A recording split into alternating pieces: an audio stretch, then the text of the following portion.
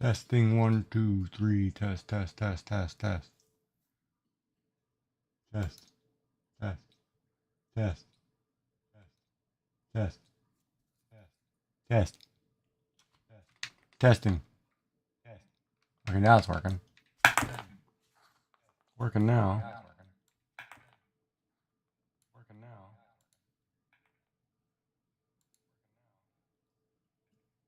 Test. Test.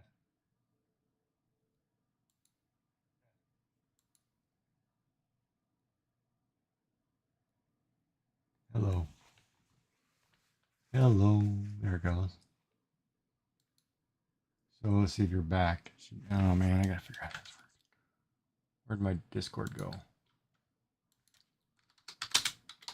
Right now. Should be working.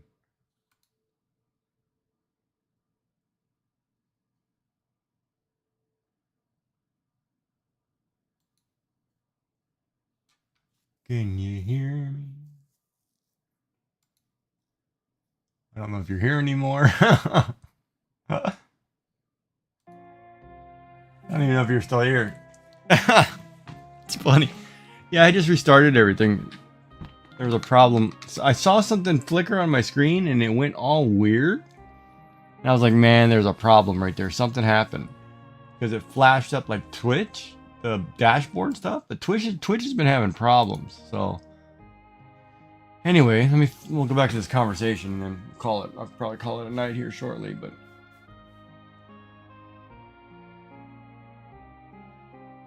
in that last quote, when do you come first? Because sometimes the insecurity in the thing doesn't matter what you make the person look like. That shouldn't be a priority, right? You have to be first. Like the train of thought should be like, this is my woman. This is who I'm with. I don't care what people think. You know, this is who I want to be with. This is, you know, where are those thoughts? Not always, oh, you're making me look bad. I mean, where are the positive thoughts? And not because, you know, oh, I want something, so yeah, so now, yeah, you know, I love you and all that crap. Where are those? Oh no, if I'm tired, I'll go to bed. Don't worry. But I'm saying, where are the other side of that?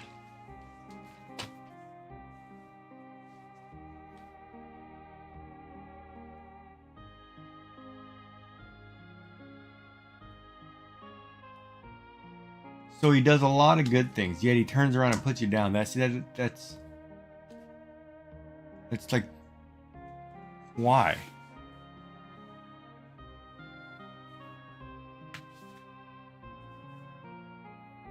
He drives all the way out there to bring you coffee? Like 20 minutes from him?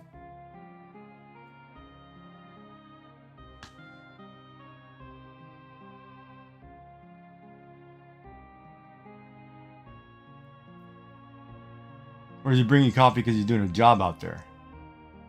Okay, no. See, okay, hold on. That's totally different. That's probably because he's going out and getting something anyway, though, right? Because he has to get his coffee or breakfast or something.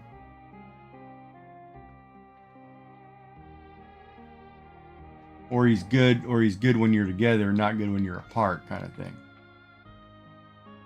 It doesn't make any sense either, because if you're self-medicating, you should be good all the time. You shouldn't be picking and choosing. That doesn't make any sense.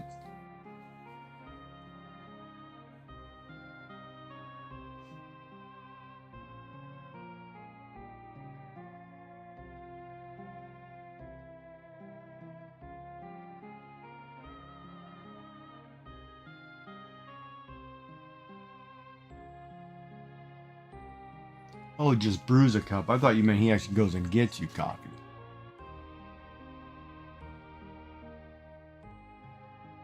But that's because he lives in his parents' house, right?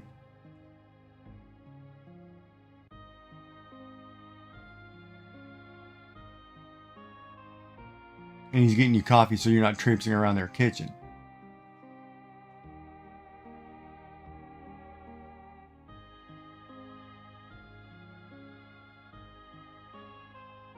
Now, don't get the two confused. Like if you guys are staying at your house, does he do that stuff? Or you stay somewhere else, does he do that stuff? You know, that could be different because you're at his parents' house and his parents have strict rules.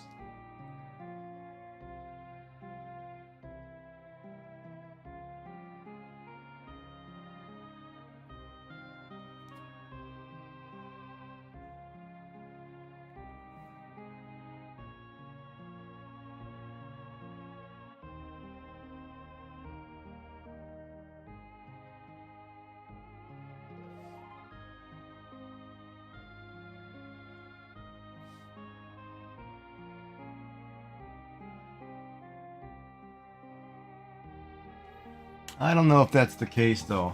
I think he just tells himself that. I think he knows he can't just traipse around their kitchen. I think he just says that. I don't know if I buy that. That one I don't. That one kind of. Because if I have somebody at my mother's house, I would go get everything. I wouldn't let them traipse around my mother's kitchen.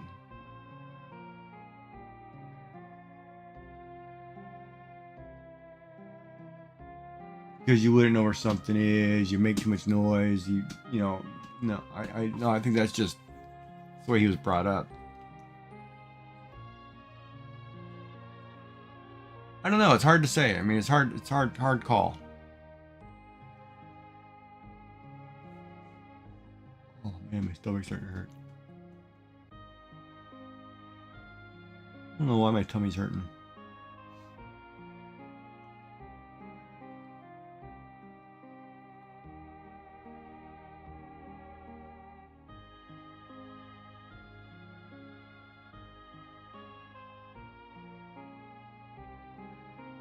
I think if you move out, you're going to be expected to do more things for him than vice versa.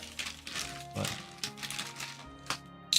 no, I think I'm starting to feel a little pain, and I don't know where it's coming from, but it's just not bad food. I just need to take my medicine, get ready for bed. I think it's just indigestion.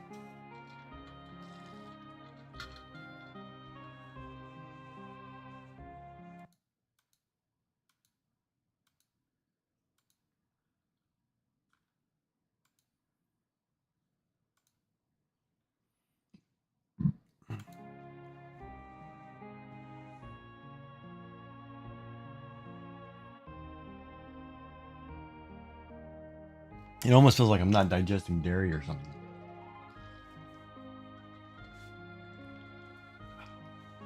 Go away. I'll lay down and go to sleep. And you'll be like, oh, nothing happened.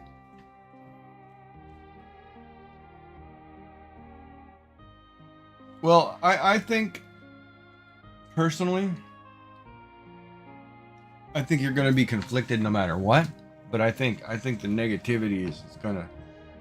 You're always going to be the one who just seems to be submissive because you're the one who's constantly getting mixed signals put down. It's just going to be that way, and I don't think that's right. But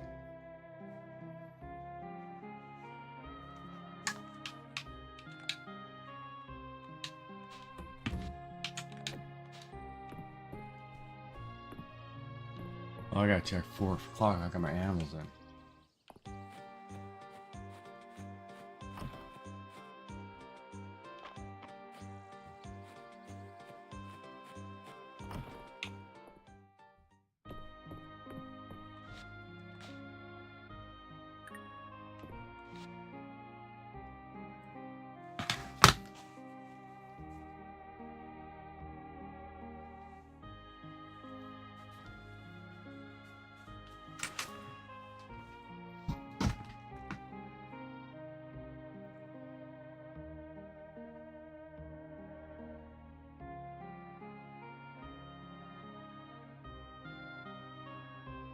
Yeah, and I think you're going to jump through hoops every time parents come around or parents, whatever. I think it's just going to be terrible.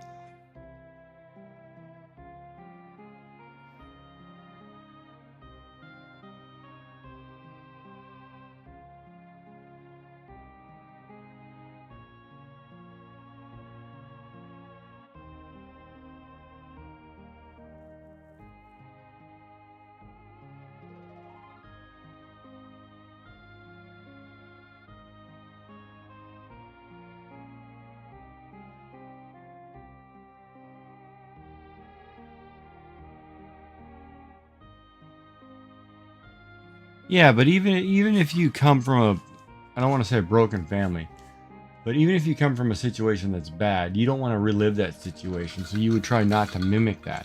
If you're trying to mimic that and live in that situation, then there's something screwy.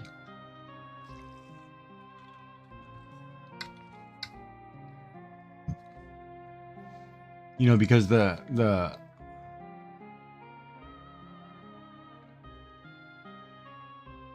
yeah, that's not normal. Normally, if you don't like the situation,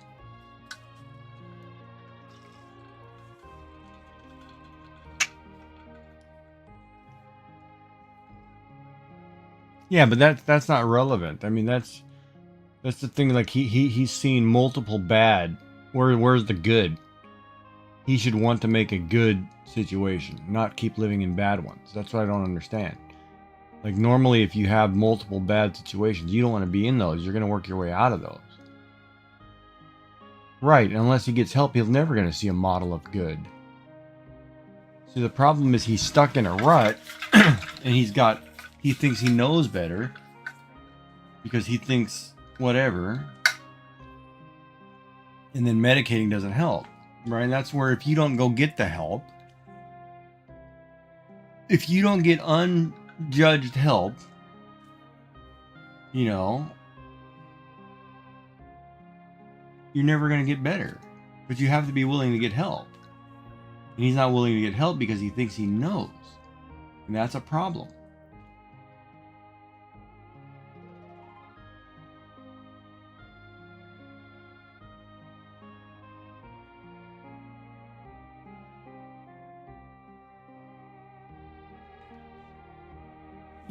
Like, what did he get what? About what?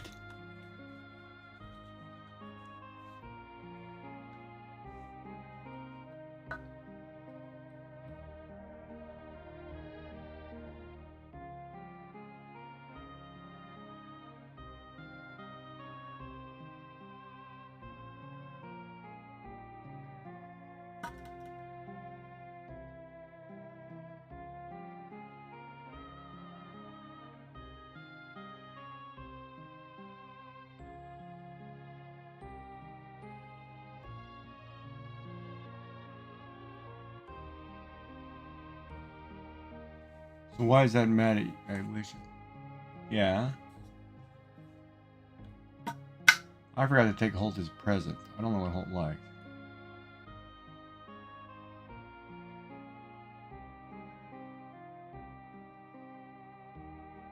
Oh yeah, see you crossed the line.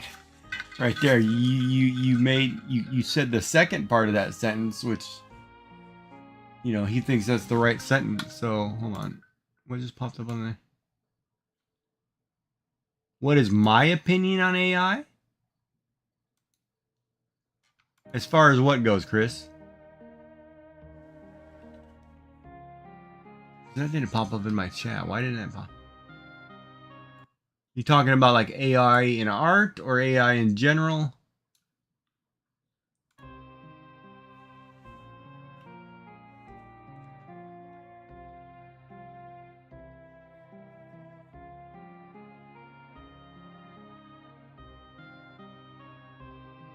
See, he always does that though. That's wrong, man.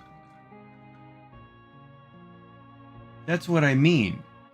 Right there, that sentence alone says, "What, you think you're smarter than me?" Can't stand that. There's nothing wrong with that sentence. But the problem is,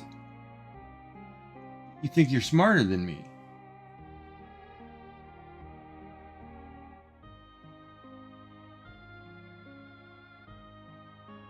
You quit what? Chris, what do you mean on my opinion on AI? In what specifically? I think AI art is terrible. I get tired of seeing two left hands and a bunch of six-fingered figures.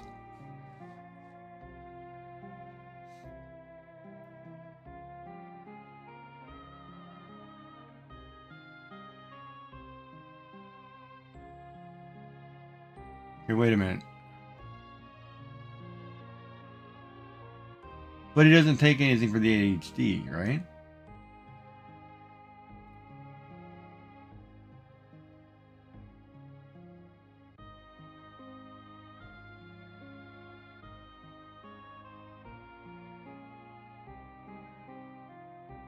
So he's saying he could quit nicotine and not care about it? Is that what you're saying?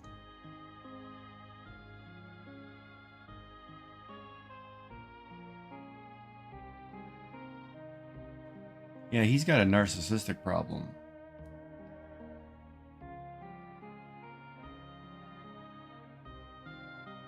He has quit what?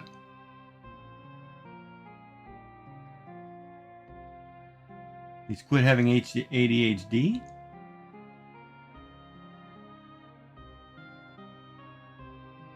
Okay.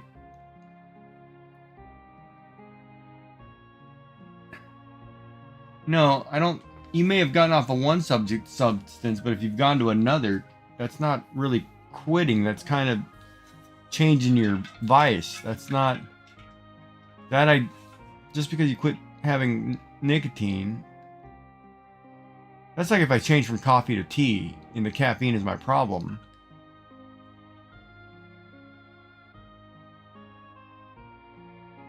Oh man, you can't be sharing a vape. Ah, yuck.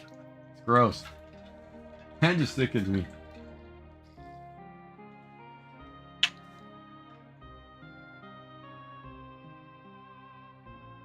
Well, maybe he ought to get one. That's... Yeah. I think it's just... Oh, man. I'm telling you, write it all down and then read it to yourself. You'll figure out what to do.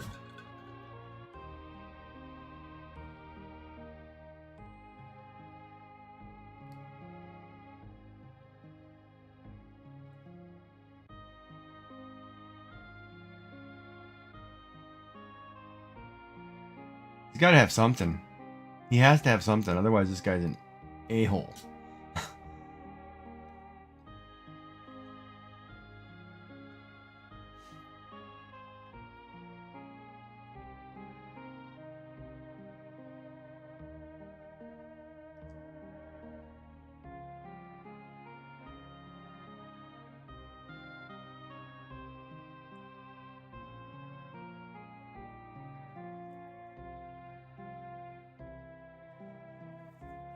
I mean, he's not willing to admit he's got faults. He's not willing to admit he doesn't want to look bad in front of his friends. Doesn't care if anybody else looks bad, but doesn't want to look bad himself.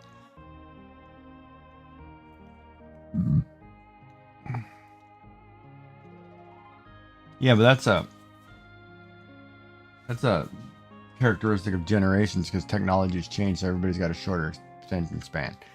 But it still doesn't mean you're not going to anger. See, those are things you have to work on. That you can't blame that on. No, part of me says no. There are too many negatives versus positive. And I'm just going to go down the list. Doesn't want to look bad in front of anybody. Is not afraid to put you down for any reason. Because he's better than you. He's smarter than you. He's the be-all, end-all. He's okay with canceling plans because his family's more prominent than you. You know, so you take that 5 years and throw that out the window because that hasn't... When are you first? Even when you move out and something comes up, he's going to hang out with his mom. You're going to get screwed anyway. And not willing to get help. Because he's not wrong. Well, man, those are all, you know... Denial's the first sign of all kinds of problems.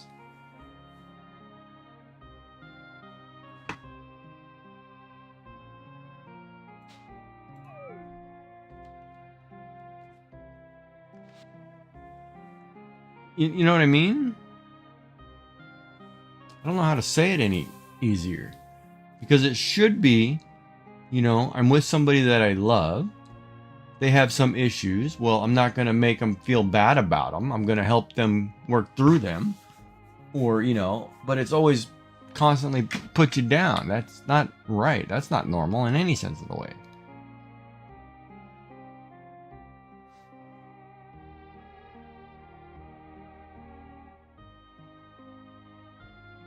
Are you distracted by the game or what? I'm not playing right now. And then if you make me look bad, it's your fault, and I'm okay with putting you down in front of my friends. Well, what is no? Whoa, that's wrong too.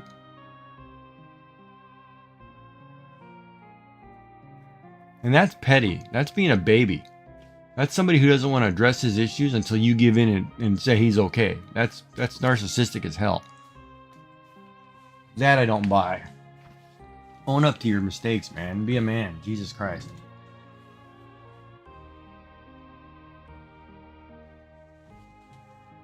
Oh, if somebody asked me on Sunday if I'm coming to something on Sunday, not a chance. You should have let me know last week. Man, there's no way. No, I wouldn't. I wouldn't put up with that crap. Sorry.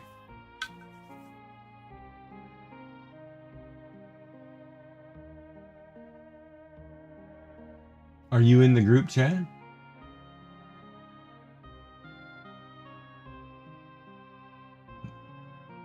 Okay, so his mom texts group chat, so everybody's expected to be there. Who's all part of that group chat? Just his family and you, or?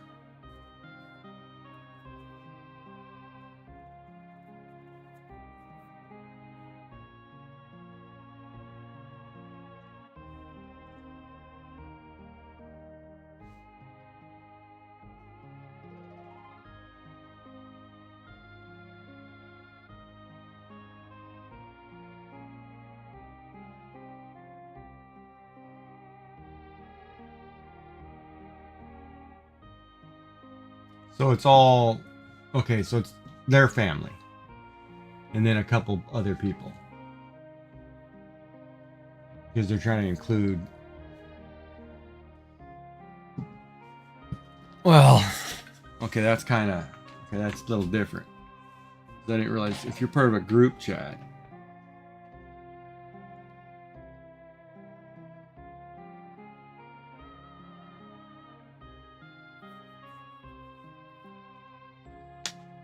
But is it a confirmation to see if you're coming, or just to?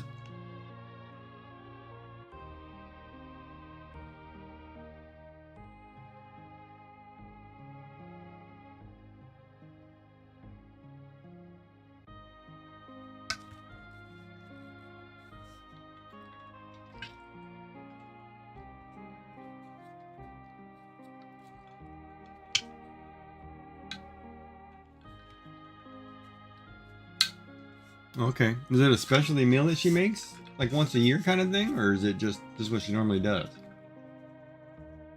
Oh, my hair hurts.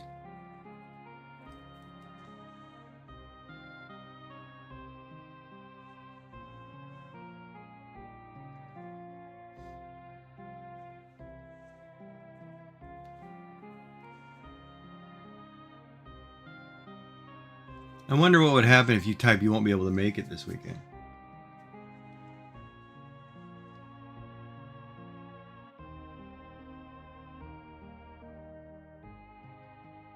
I wonder what the fallout would be.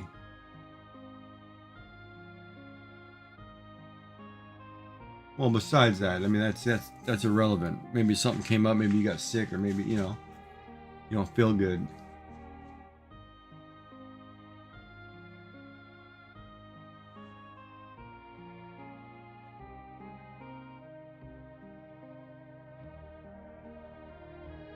That's because you made him look bad. See, there's going back to that. That's a control thing. If you're part of a group chat, I don't have to tell you squat first. I'm part of a group chat.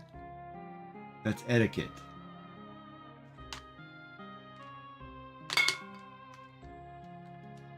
you get mad at that, that's too bad. Then take me off the group chat. You know that's to me now that's a control thing with him. That's totally wrong, because you make him look bad for him not knowing first.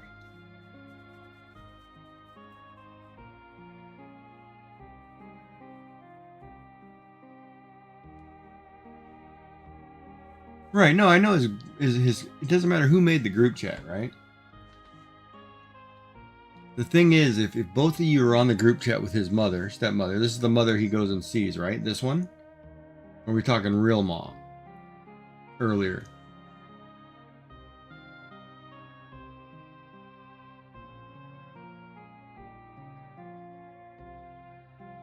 Okay, real mom.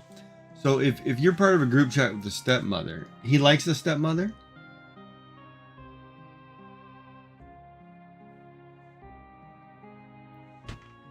Then why would he get mad? That doesn't make any sense. If you're part of a group, if you don't I guess it's because he doesn't get to respond, but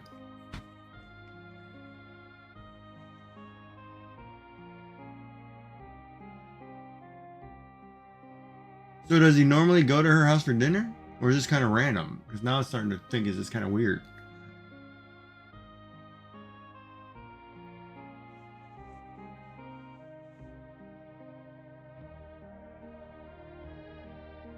Oh, I love gossip. This is crazy. This one's kind of weird.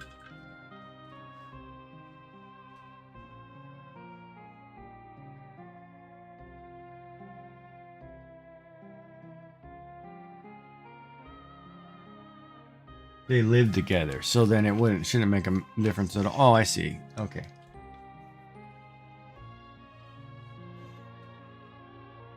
Yeah, that's right. I remember that. I'm trying to remember which.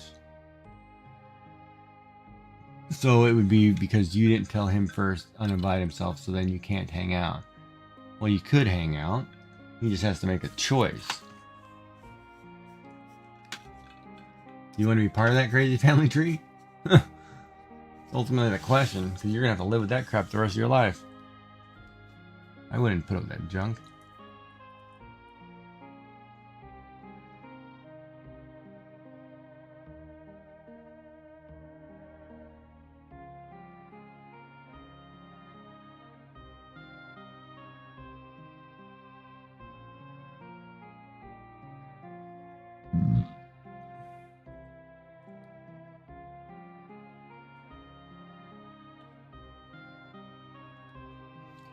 Oh, but that doesn't make any sense. Why would you have to comfort his mother?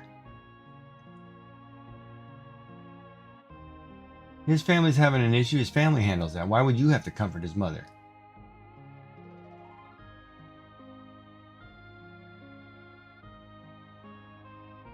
Yeah. Boy,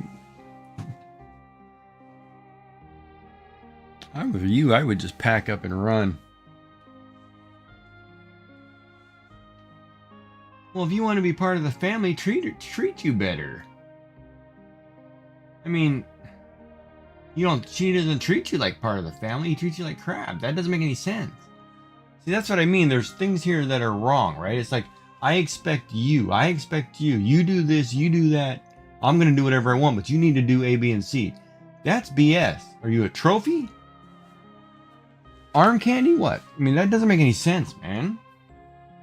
Hire an escort girlfriend service if you want that. That's not wrong, man.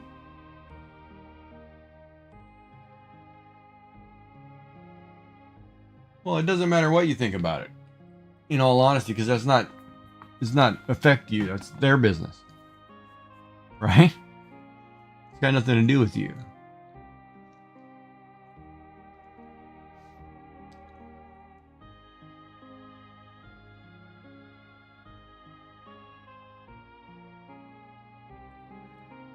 You can think negative about it, you can think positive about it, you can think whatever you want. You just have to be supportive of him when he's not feeling good about it.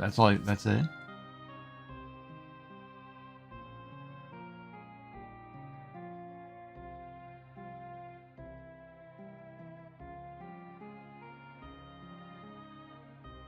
Yeah, so you're uncomfortable with the situation, which is fine.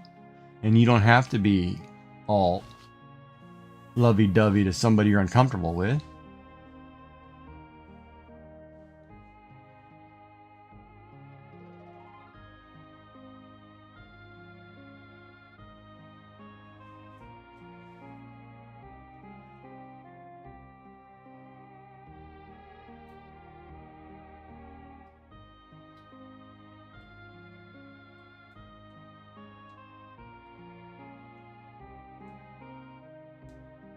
Well, if she did something crazy, man, she's gonna get in trouble. People aren't gonna like it. They're just gonna turn anyway. That's just tough love.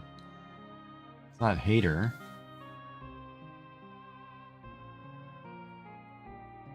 Yeah, she's just trying to protect her kids, that's all. But like I said, what's that got to do with you?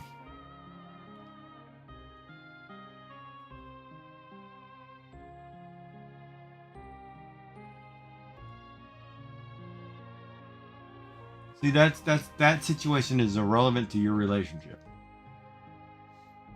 The problem in your relationship is you're not being treated like an equal. Or even better than. You're being treated like the second-class citizen. Who's nothing more than the help. Yes, I do things for you while you're at my house because it's my step-parents' house and I have no choice. That's a different scenario.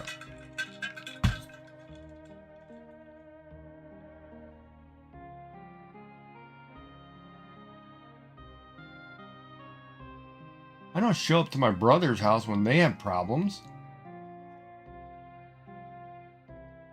They have their own families. Once people have their own families and they're all grown-up adults, that doesn't happen. That's not necessarily true.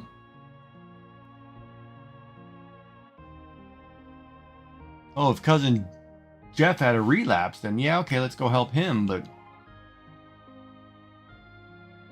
you know, that's not necessarily true. It's a case by case and it depends on the nature of the family. If you're already not close with somebody, then you know, it would be different if you were close to that person.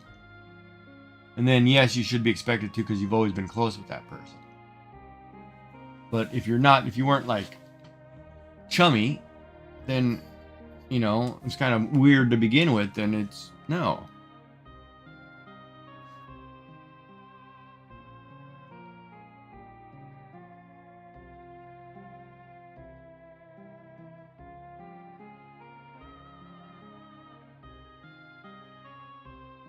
And he gets mad at that because you're not putting an effort to be their best friends.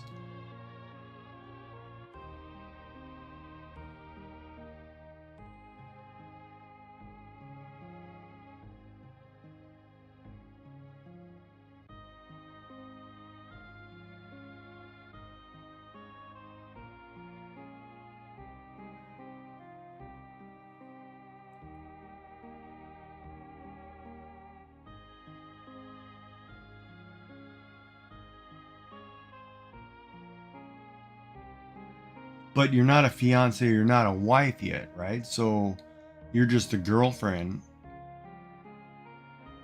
Why would you have to be closer to the siblings? I mean, is he hanging out with the siblings all the time? Are you guys hanging out with them all the time, or is it like, oh look, I get to show off my girlfriend? Oh, I just got tired. Oh wow.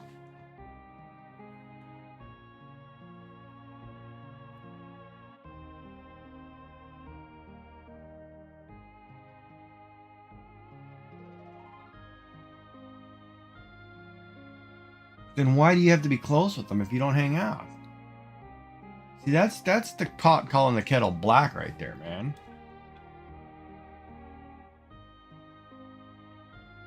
That's just him trying to make himself look good. That's BS. There's something wrong right there. And in all honesty, this would be a family you would marry into. Do you want to deal with that crap? I mean, most of us have kind of some semi-screwed up families, but Jesus, man. He says they used to be close and they started dating. That's his bad. If he stopped hanging out with his siblings because he chose something else and didn't make time for them, that's his bad. Why is that your bad? BS. No, see, and it's always gonna be your fault no matter what.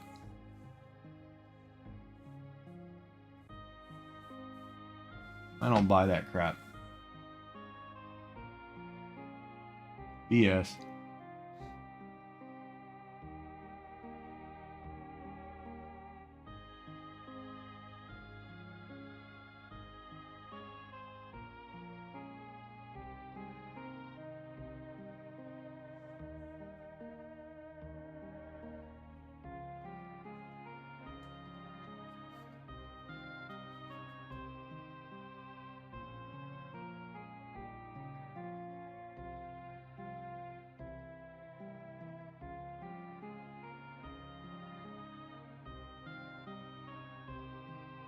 then go back to the ex. Make a comment like that, then go back to the ex. Screw you.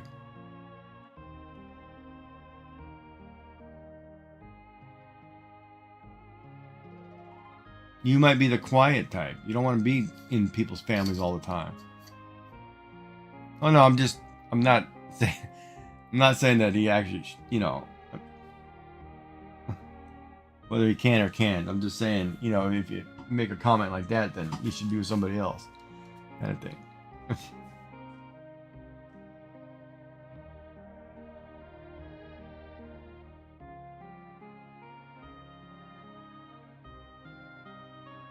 No, but he shouldn't be comparing you. That's stupid. See, like, you're already set up to fail because you have to meet a certain criteria or a certain view that he's got in his head. You're not getting a fair shake. You never get to be you. You have to be somebody else every time. You know, that's what I think is going on here, because you're the one who needs to live up to a certain expectation. But he's not willing to tell you what that is. So when you don't do things, you're at fault. It's never, you know, in this whole conversation, you've never said us or we. You know, it's always a he, and it's very little voice out of you because there's no I, because the I is so down. It's always, you're being talked down to. You're always being put down. You're always, you know, being made lesser.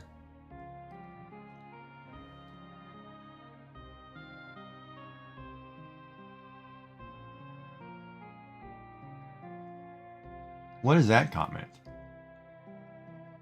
That's kind of an odd comment too. People tell him that. If people tell him that, you know, this is the good girl for you and you don't get smartened up, that doesn't make any sense.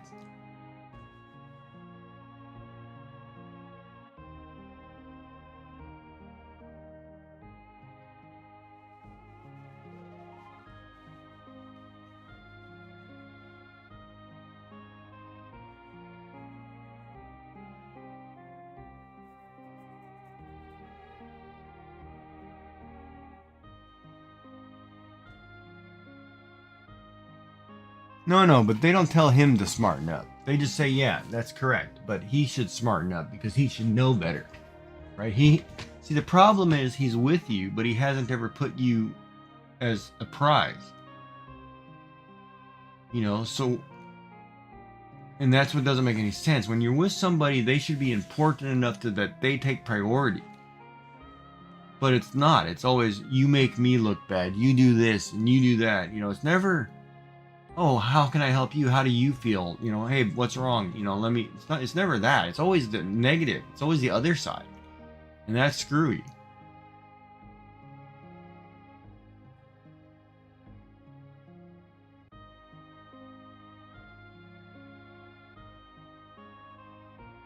Yeah, he's hung up on the past, man.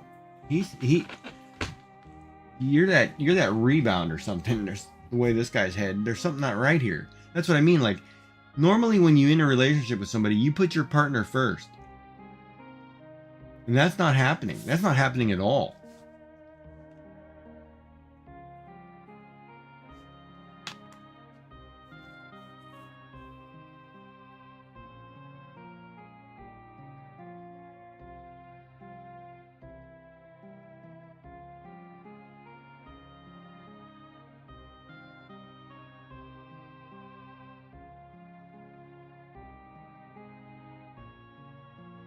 Don't you want to be put first?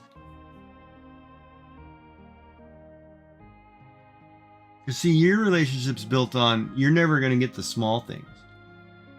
You're never going to get the just the random loves you and random, oh, I got you this, random. You're not going to get all the little cute things that couples do. You're just getting the, you know, if I have time, I'll do it kind of attitude. It's kind of a, you should be put first. It's just the way relationships work. I don't understand that.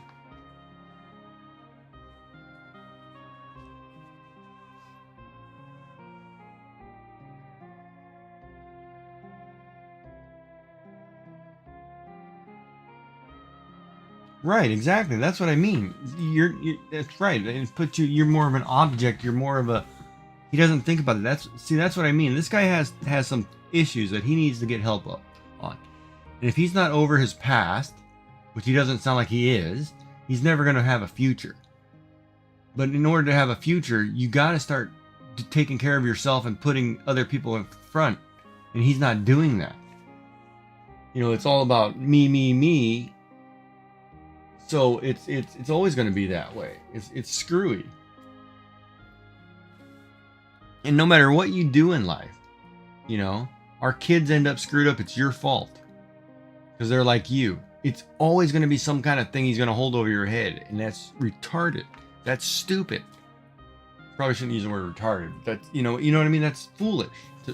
But that's the kind of character he is. That's all I hear out of that, and it makes no sense.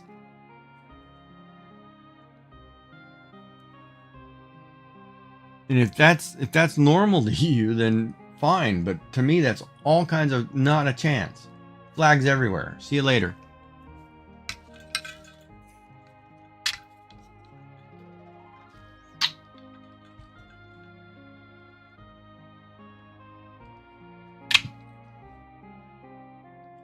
I mean, it's got bigger ramifications going on just because, you know, you're never going to be okay with, you're never going to be what he wants with his family.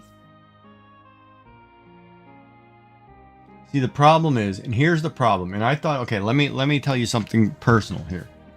And I thought about this too. And you should go read the lyrics to the Linkin Park song called Numb. Because I was thinking about this song yesterday or today in my own thing. Like, I don't know in my condition if I'm actually positive. Like, yeah, you know, positive, I can beat this, do whatever, or I'm numb. Because of all the abuse, all the death and trauma that I've had, I don't know if I'm numb to it. And I'm faking a positive. Because somebody asked me something the other day, like I think the doctor asked me, oh, you seem so positive, you know, blah, blah, blah. And I'm like, and, you know, asked me some questions, but I also responded in a way to where I'm totally numb to it. And this is where I think you're starting to get to, because you've been in it so long. You're like, oh, I don't want to fight anymore. Just let it go. You're used to it. You're numb to it. So you're missing all the signs and warnings because you're just numb. And that's wrong. Because like in the song, it says, he says something like, I don't want to be like you because you were somebody who got yelled at or abused too, you know, and now you're doing it to me, and it's just a cyclical cycle, right? When something happens so much, you just become numb to it, and you lose reality of who you are, what you are, you know, and what the reality of it is. And like I think of it here, like in my situation, I feel like maybe I'm numb to it. Maybe I'm not as positive as I think I am, but I'm numb. Like, you know, like I've seen it. You know, grandfather had something, died from cancer, you know, my wife, whatever. That, okay, well, I've got it. Whatever, you know. I want to be positive, but at the same time, I'm so numb that it appears that I'm, you know, faking it, right? And that's what you have to be careful, that you're not becoming to a place where you're completely numb to a situation and you're complacent. Because that's all kinds of bad. And some of the things you say, you're starting to sound to me like, you know, all your goals and aspirations, you're like, okay, yeah, whatever. If it happens, it happens. If not, you're okay with it because you're numb to it. You know, like, don't lose sight of who you are or who you want to be. That should never lessen, but you are gradually taking steps to be this complacent person, and that's not a good place to be, if that makes any sense.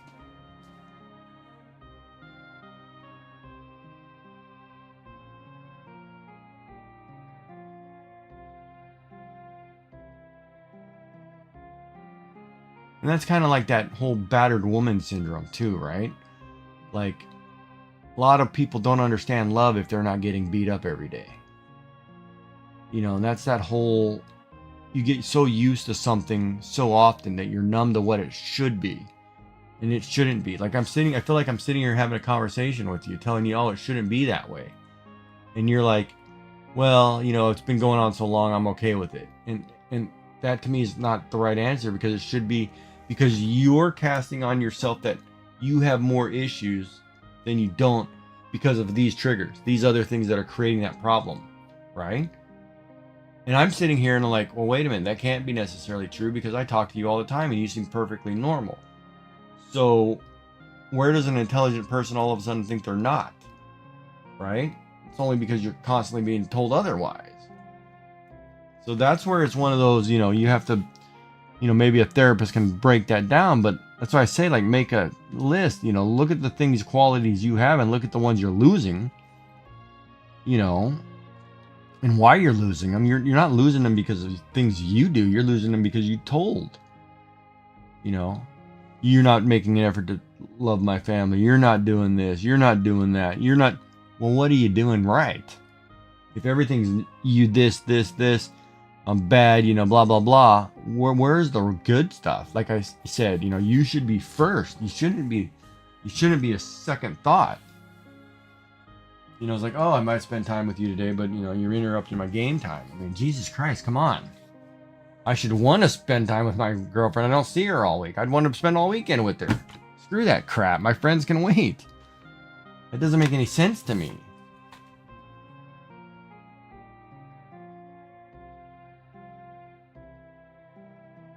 See, so, to me, that's all kinds of wrong. But that's what I'm saying. So just think about that, right? Or just, yeah, it's all, it's on. And why doesn't he drive to you? If I want to see you, I'll come see you. Why is it always the other way around? That's what I don't understand. You can easily come to where I live and we can go out and have dinner and have a chat and then go home. That's perfectly fine. It doesn't matter. See, that's to me, that's wrong.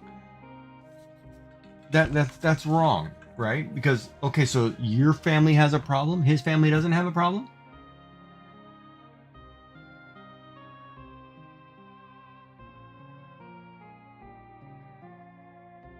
Are you allowed to have boys in your room? Can you hang out on the porch? Can you...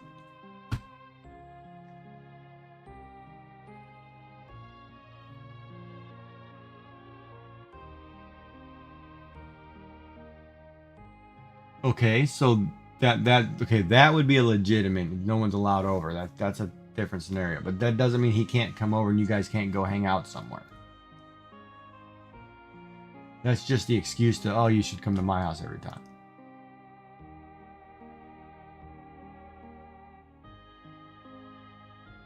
Was that recent?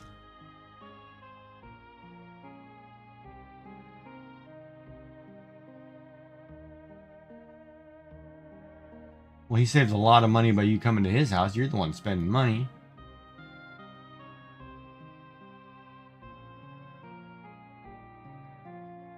So yeah, that's fairly recent, man. There's nothing wrong with that. That's recent. I don't have people in my house.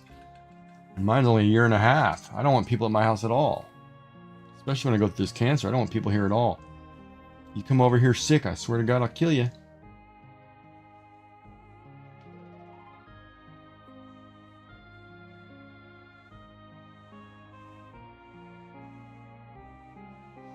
And my hair looks greasy on this camera today.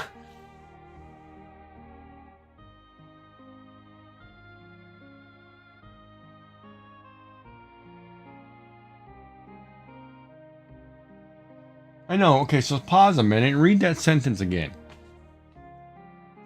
And this is where it comes back to I. Read that again.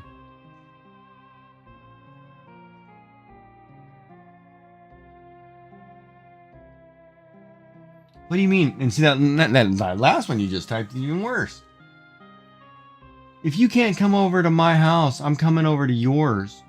Or I'm going to still come over there and we're going to go do something. Because I don't want to go somewhere else in public or go, take you to a park or go whatever. You find a way to hang out. See, that's an excuse. And that's what I mean.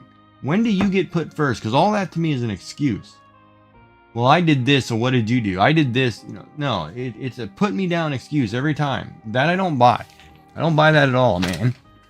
And I think you're becoming complacent to it. I think you're so used to that's the way it is, you just go with it. Because even if you both had your own places, it would still be, why don't you come over here? Because he's keeping himself somewhere where he feels comfortable and safe. Right? He's not making an effort to get you guys a place. He's not making an effort to get out on his own. He's making it so he doesn't have to spend any money, whatever, because he's got blowing his money on other crap. That's BS, man. Forget that garbage. That's garbage. Garbage.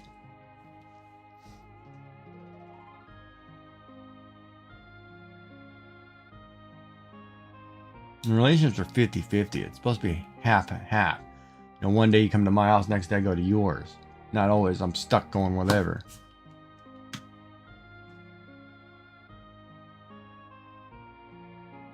Yeah, buying a car so you could come over to his place. Wrong answer. Tuition was more important than that car.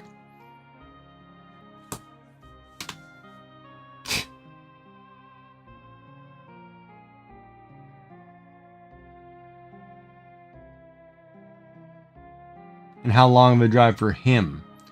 Everything you say, it's him, I, repetitively. When is it you or us? When is it I do those things because, I want us? When is that trend process? I drove my wife everywhere. I'd go out of my way if she wanted me to pick something up for her. If she needed me to come get her no matter where she was, I'd go, no questions asked. And that's what you do. You don't bring it up and complain about it.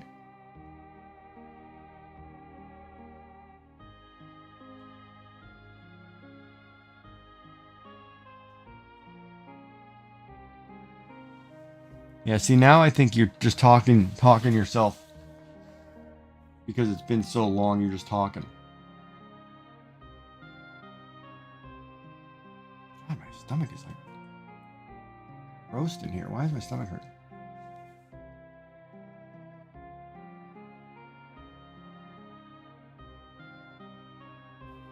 And I'm not trying to work you up and get you riled up, especially at this late at night. And I think you see all this. It's one-sided. It's completely a one-sided thing. I want to know when the other side actually cares about you, when you come first. When has he said, oh, well, you've got this issue, let me help you with that, or let me, hey, I've read some stuff that makes it better, we can try this, or, let me stop doing this so you feel better about yourself. Where is that? And maybe I'm talking as a parent or somebody who had a great relationship. I don't know, but I've never put anybody down like that.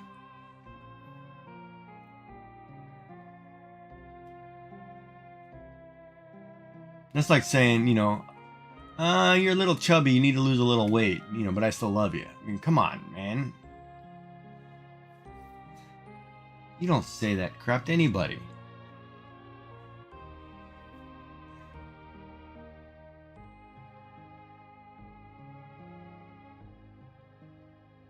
And I probably just reiterated that because I heard that somewhere recently. But,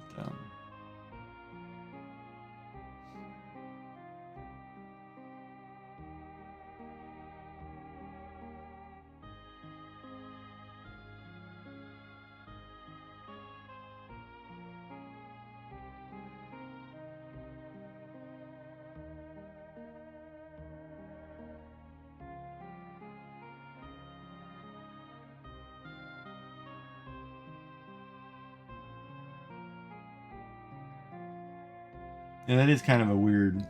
That's called insecurity. Cause see, that's a control thing, right? That's a whole different can.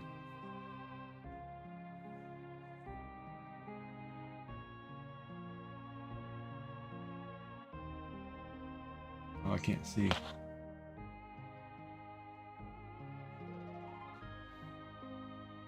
No, but that's not the point of that question. The question is whether or not somebody else did bad, so he can feel mad about it.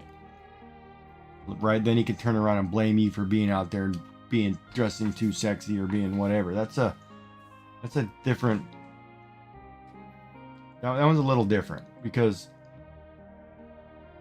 like, if you go out somewhere, you know, you want your partner to be safe, and if people are messing around with that, then that could be legitimate care. But if you're breaking up and you know, you were talking about it and then you're just going out having a good time with friends, then it's like, oh, look, you know, you're doing this, you know, you're out doing it wrong, is probably the way that came across. And he was just trying to find a reason to blame you. And that sucks. Why is my stomach turning? Oh, I probably need this. You were with your friend. Who cares? That's what I don't understand either.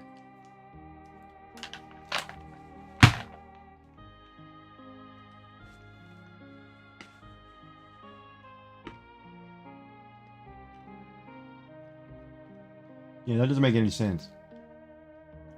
That's insecurities on his end. I wouldn't worry about that. What am I going to do? I'm going to go beat up that old guy. Messing with my property.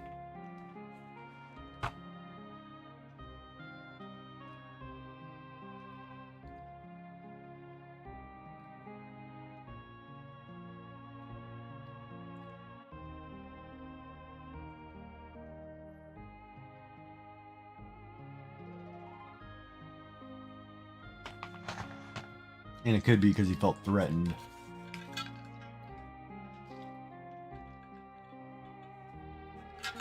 And there's still ice in it. That's unreal. I've had ice in it all day. I love this container.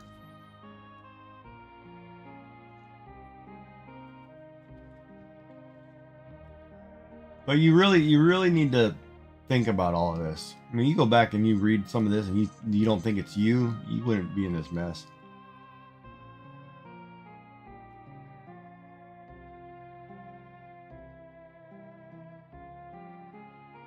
But see, the problem is, and part of the problem is, and you can look at it simpler. Are you...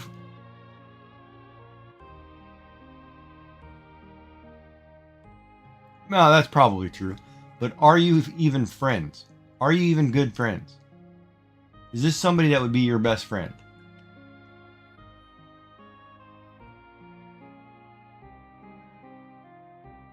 No, but I mean, but today, would he be your best friend? So, have you ever married just not your best friend? Usually you want to marry your best friend. You want to be with the person who's going to be complete you. This is a complete, right? This is, I don't even know how to say it. It's,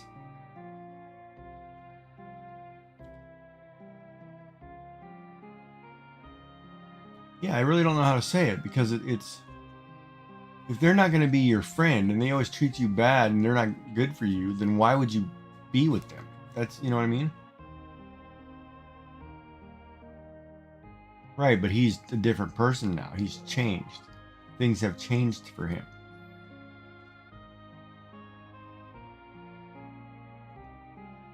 And was he truly your best friend back then, or was he on a rebound? That's my worry. Was he truly your best friend, or was he on a rebound? So then he had to behave because he was hurt. So you were friends prior to him dating his ex.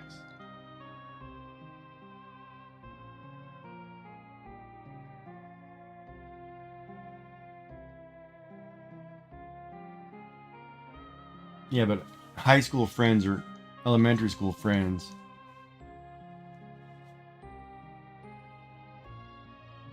Yeah, no, I could see that. But now you're not friends.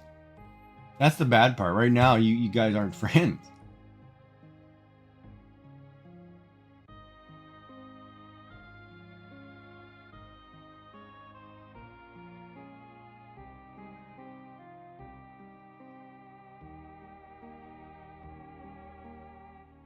I mean, even if you asked him that question, you know, you're not his best friend. His friends come take priority over you. You're not a good friend to him.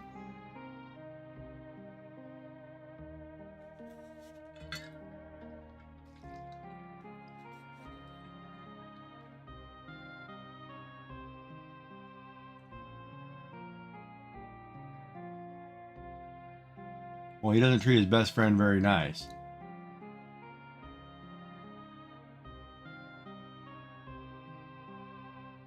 Are you his best friend or are you his mother?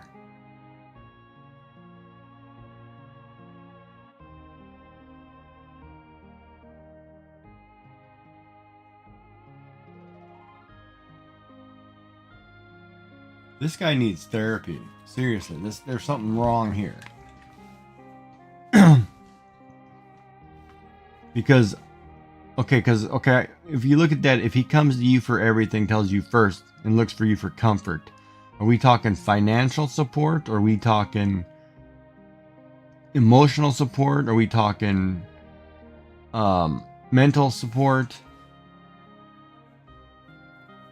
We're talking everything that you should do as a friend, which he's doing.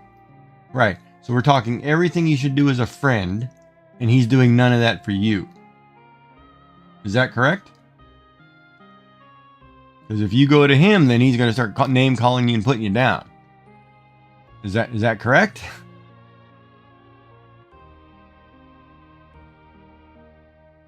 How is that right? That's what I mean. See, right there, it only when it benefits him. See, that's something's wrong there. That's not an equal playing field. Something is wrong there.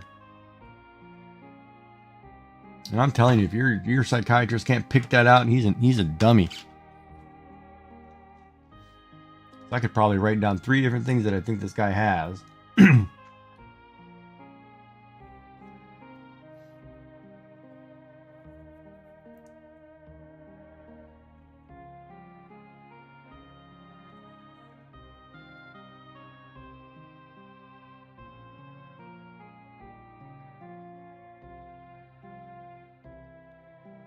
But yeah, I'm not going to sit here and tell you should run or coax you into getting out of that situation. You know, I'm just going to give you advice as a friend. You know, if it was me coming to you with that crap, you wouldn't tell me to put up with that junk. You know what I mean?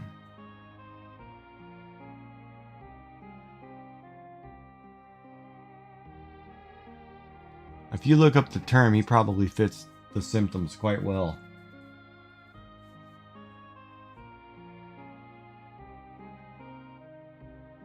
And the self-medicating thing too, it could be the wrong strain. Like he could be smoking some harsh stuff when he just needs a mild buzz. You know, that's don't know better, right? But if you also, the thing is, if you're not willing to get help from therapy or doctors or anyone else, and you think you know better, you know, what happens when your kids have problems? Are you going to not let them get help? You know, I mean, your future wife has issues and you don't want her to get help? Well, I mean, what?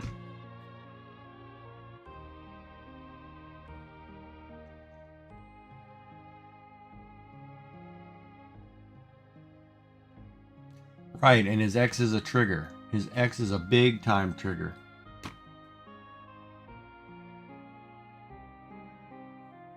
Yeah, I don't think he's over his ex, tell you the truth, but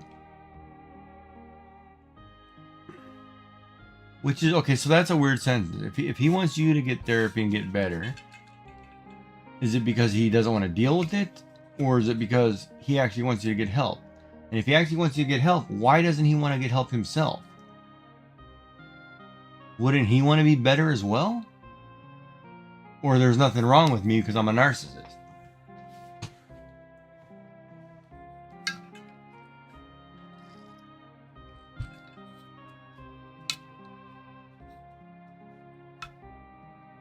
Yeah, but he makes comments about her being better than you or doing something closer with family than you, which is wrong.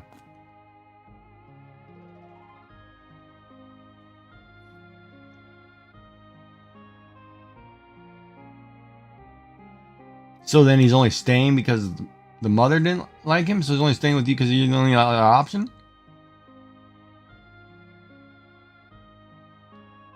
Yeah, but he says a lot of mean things about people negatively to make himself look good too. So hold on, that one could be a different scenario.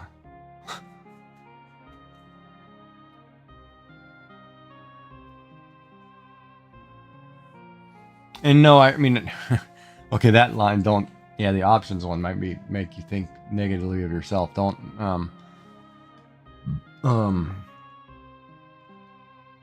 guess I don't mean it necessarily that way. Yeah, back then might have been different, but he's not that person anymore. It's not even the same situation anymore for him. I mean, he could have been lying to himself back then for all anybody knows. Or he could have been seriously, you know, I want something better, but then he screwed up and medicated himself. I mean, it could be all kinds of things. I don't know, I'm just conjecturing. But still, you should be put first.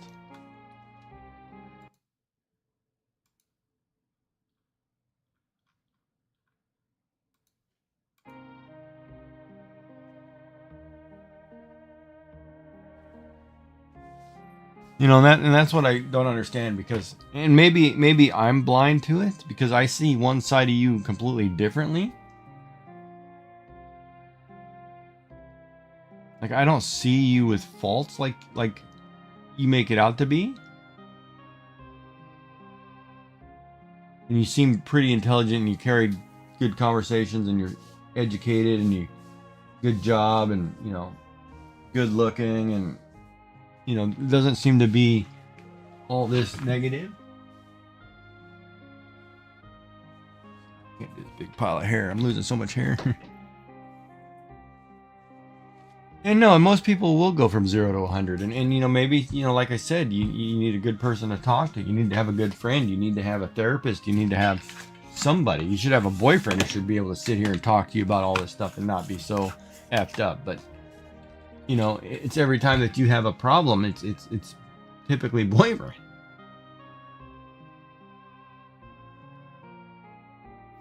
Which makes it sound like, well, get out of it. Get another one. Move on.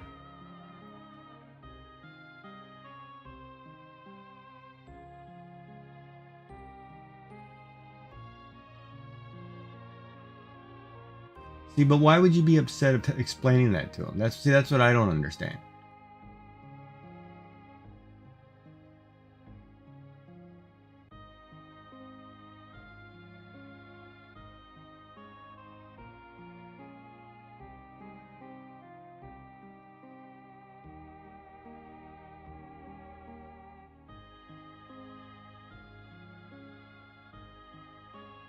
Oh boy. I got a feeling I know where this is going.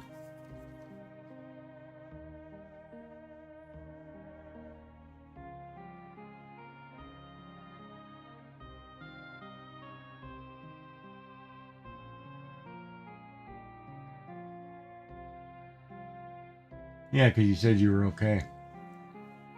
And everything was better. So I'm the narcissist. As long as it's okay, then it's okay.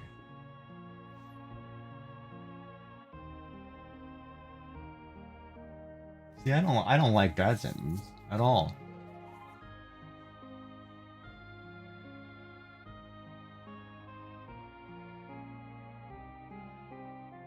So when is the hanging out?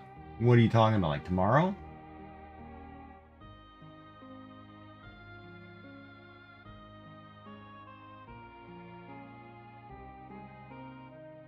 Oh, this was earlier. See, I don't like the whole. I haven't seen you all week, right? I'm gonna play your man here for a second. I haven't seen you all week. I'm supposed to see you on the weekends. I choose to change plans because I got something else I want to do. And then tomorrow I'm going out with my friends. And Sunday, you know, I'm supposed to spend time with you, but you're coming over to my stepmom's. Where's the time for you? Shouldn't I have made a day or something where there's time for you? You know what I mean? That doesn't seem like the whole weekend is already plans for other things, which are things he wants to do. Where are the plans for you?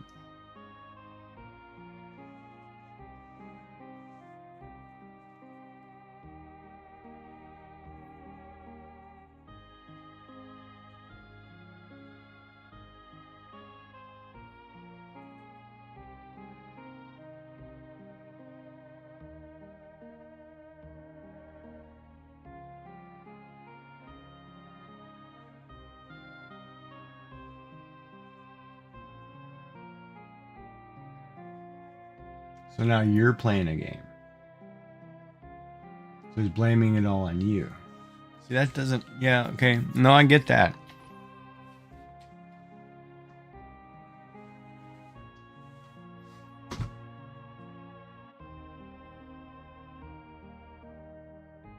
So it's always going to be just blame you and move on, and I'm not dealing with it. When does it ever fix you and let's get better together? See, part of me...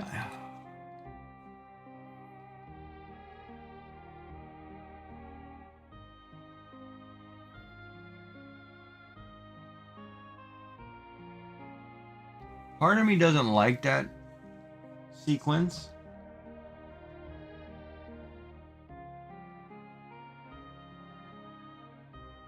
And part of me looks at it as like he's numb defense mechanism himself.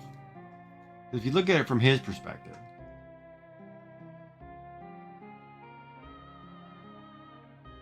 he's never going to be mindful of it. And that's what I don't think you don't get. When is he ever mindful of any of your anxiety attacks? Seriously.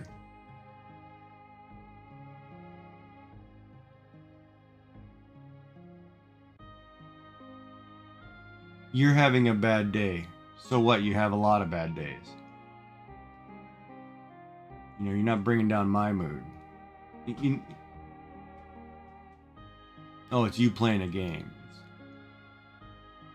Exactly. Right, yeah, well, yeah, right there. Exactly. That's exactly right, because narcissists can't be blamed for things. They have to be right. And see, that's a different thing. He has to be right. That's a negative thing right there, because if you're just talking to him out of the blue and just saying, hey, I've had a bad day and blah blah blah, then he cares. But when it involves him, not gonna give a shit. That's a bad sign. He should care all the time, because he's not willing to accept that he's wrong. So no matter what happens, you're going to have to be the one in that situation who's complacent and subservient, because he's never wrong.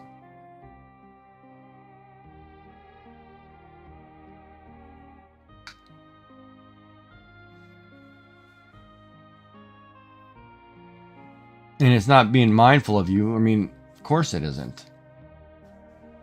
When is he?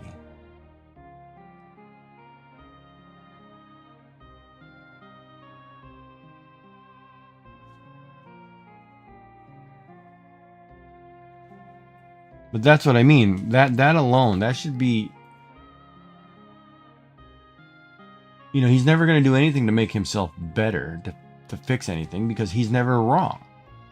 So any problem you ever have that you guys have an argument, it's always your fault. And in the end, you're the one who has to question yourself to see if you're right, because you're the one who's always wrong. So then you start blaming yourself and start making up weird whatever you have, and you didn't do anything wrong.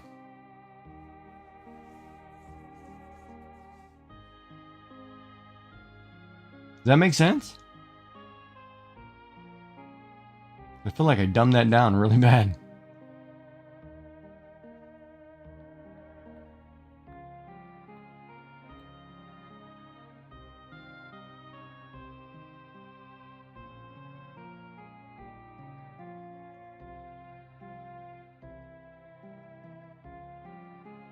And that's almost like a kind of a, I don't want to say God complex, but you know, he has to be the one that's on the pedestal. He has to be the one that's elevated.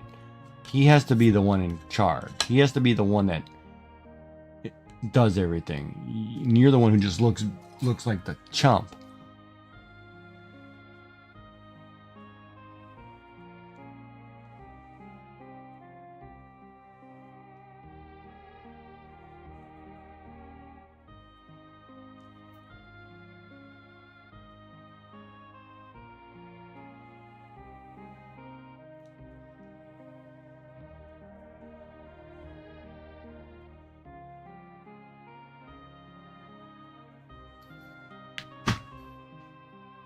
Right, because you're numb.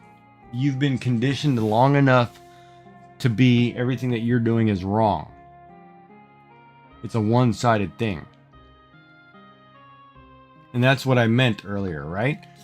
Because if you constantly tell somebody that, no, that's left, not right, and they start to believe that,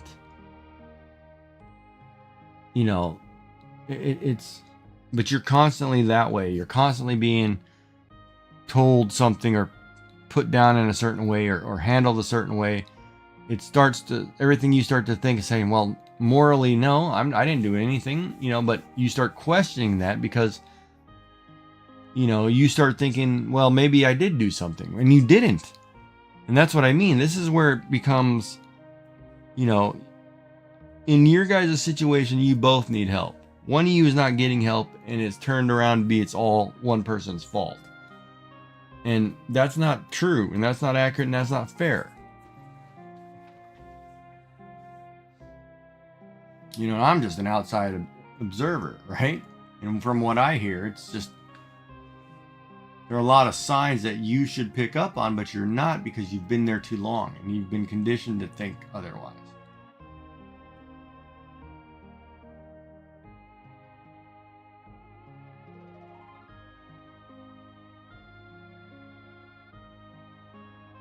And pretty soon after being told you're not going to find better for enough times, you're never going to think you will. And you'll just be like, okay, yeah, I'll just stay because that's probably me anyway. And it's not.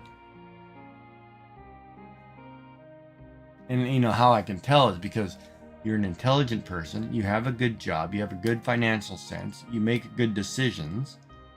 Yes, you may have social inadequacies or you may not do well in certain situations. Everybody has something. But in all the other areas, you're solid, which means you have good reasoning skills. You have good judgment. You have good moral values. And all of a sudden, all of that's being tested and you're starting to doubt yourself on everything you do. And for what? Just so somebody feels good about themselves? I mean, come on, man.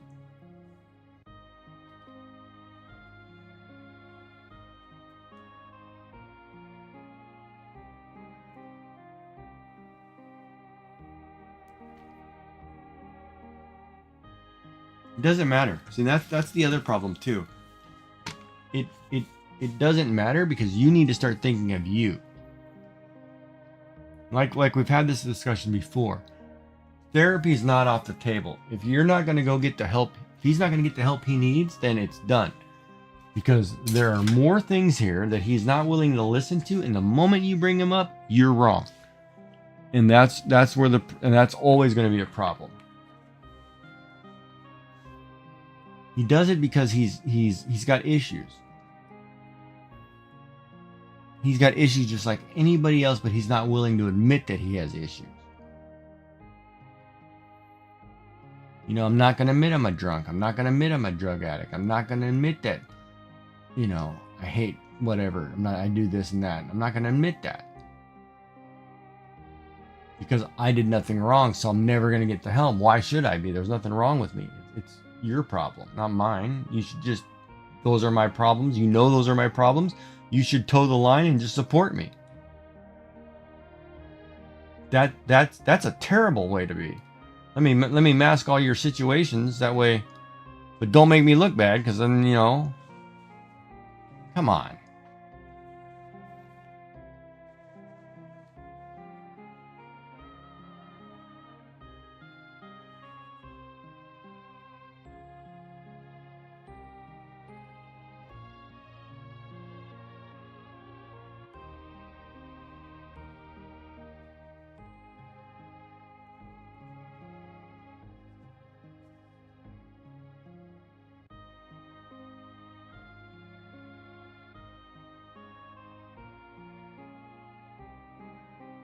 And how does that make you feel? Because that one I can go multiple ways with.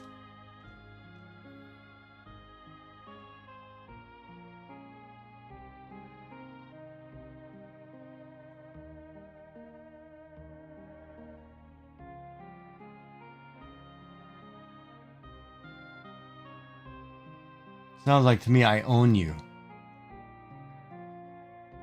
You know, you're stuck. You're not going anywhere. So I don't even know why I'm arguing it with you. Just do what I tell you. I own you.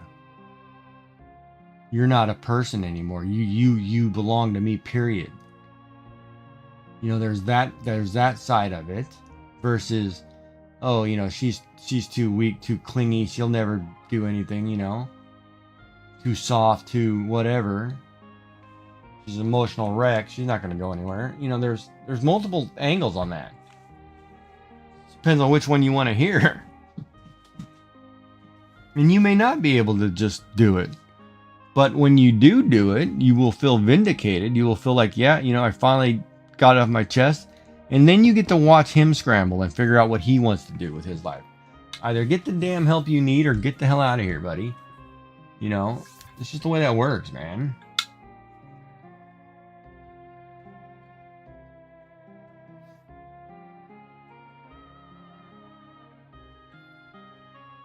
I mean, come on. Let's go watch a movie or go have dinner somewhere. You can pick me up. We can go hang out. Oh, well, it's too much for you to come this way. So I'm supposed to come to you, but I have anxiety driving.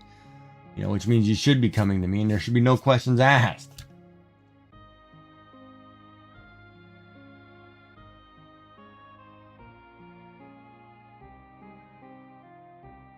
He did get mad saying that if I stayed while working on getting over him, he would be mad at me.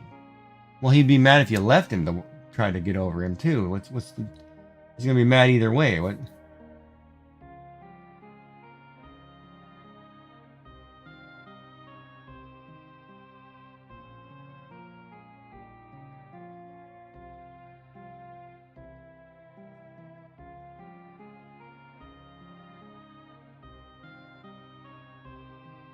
So he doesn't want you to do what you did to your ex, basically, to him. Is that what you're telling me?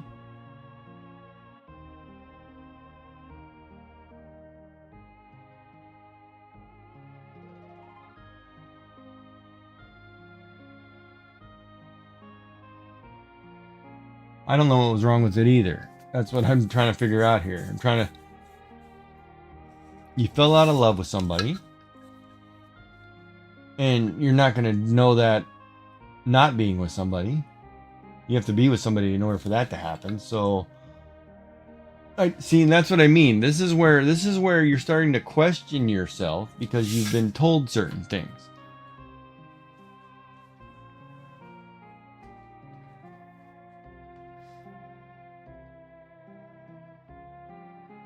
Right. So there's nothing wrong with that. So that's what I mean.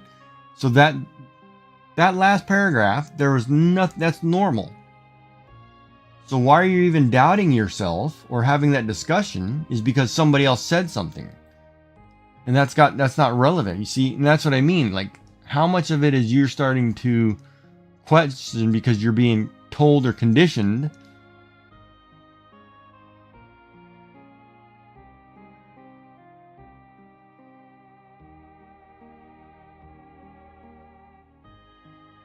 Yeah, but okay, hold on here. But he wasn't your boyfriend at the time, right? So what's the difference? Was he telling you as a friend, or are you talking about this is something he told you after the fact when you were boyfriend, girlfriend, and he's telling you stuff?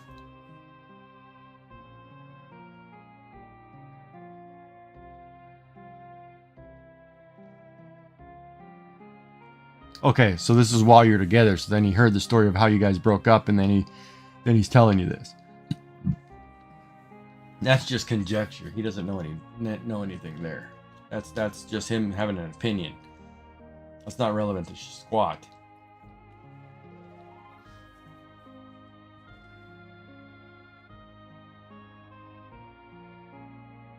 So let me ask you this question. Did you fall out of love in this one? that you're in now?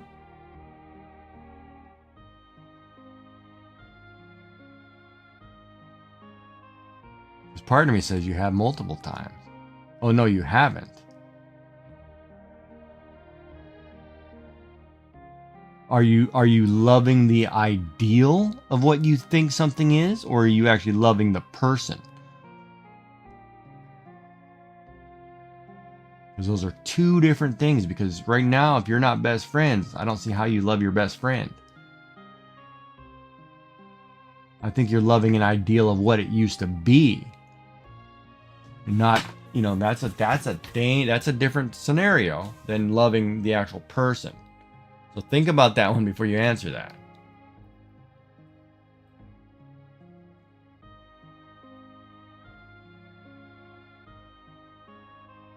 Right.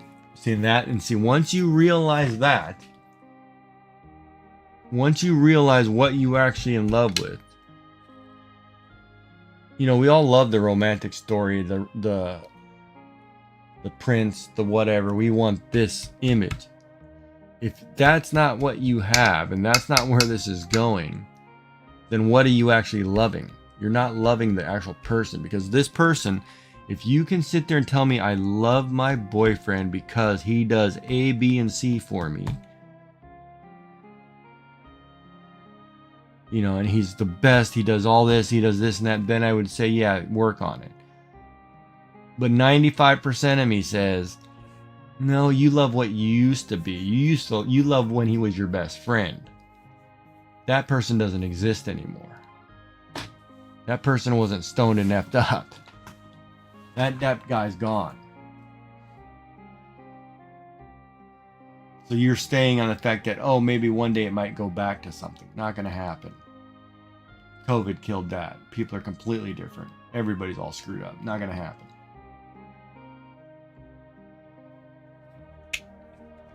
You're better off picking Marsh.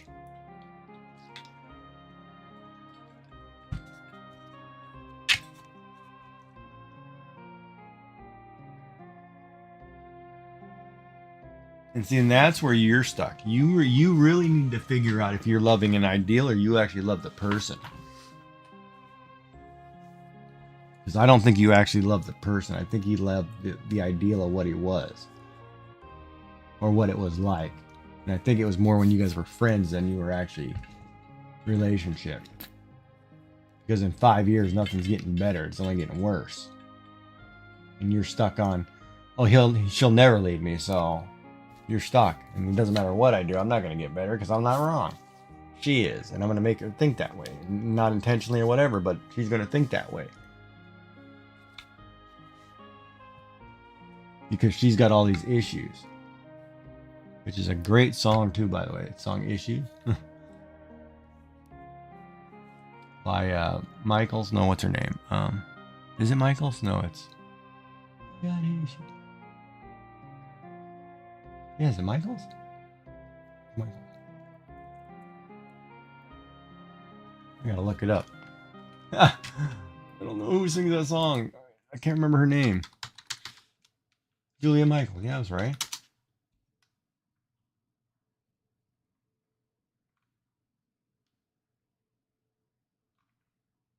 Yeah, I like that song for some reason.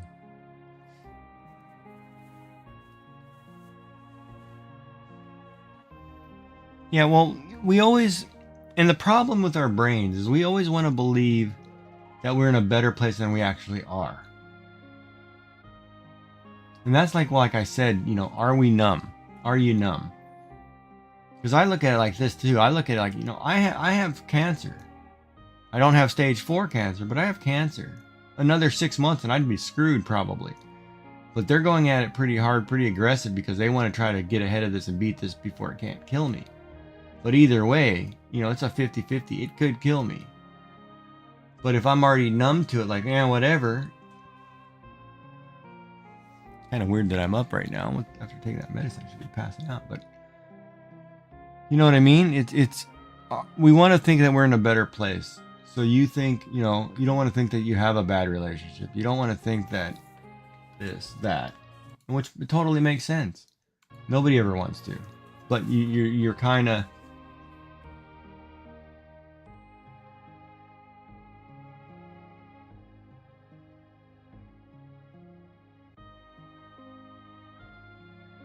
Yeah, I know we've had this we've and don't hang out with him this weekend. And don't even text him. Don't even acknowledge him. Just say, hey, you know, I'm gonna take the weekend off. I don't feel good. And don't be the one to constantly give in and text him to make him get vindication. That's part of the problem too, because you enable that crap. You gotta be a little bit stronger, hon.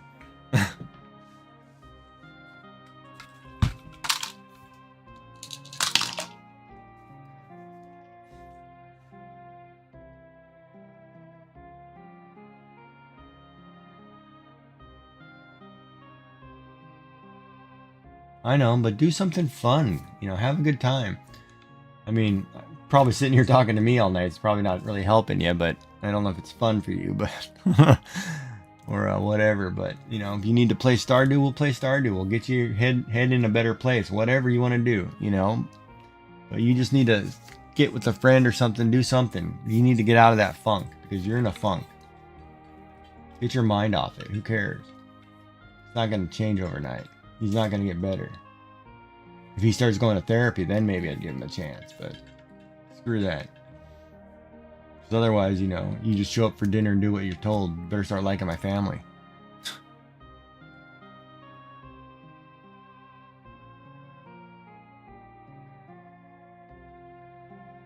And maybe that's not you. Maybe you're not that person.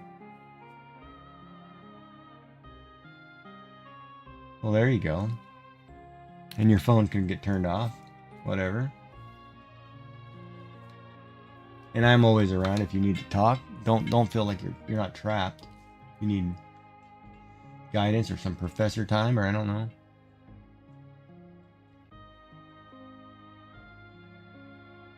And you got to really reevaluate yourself too, because you're starting to really doubt yourself in a lot of areas, I think. And I don't think you're the problem. I think you're creating the problem because you've been told so long you're the problem.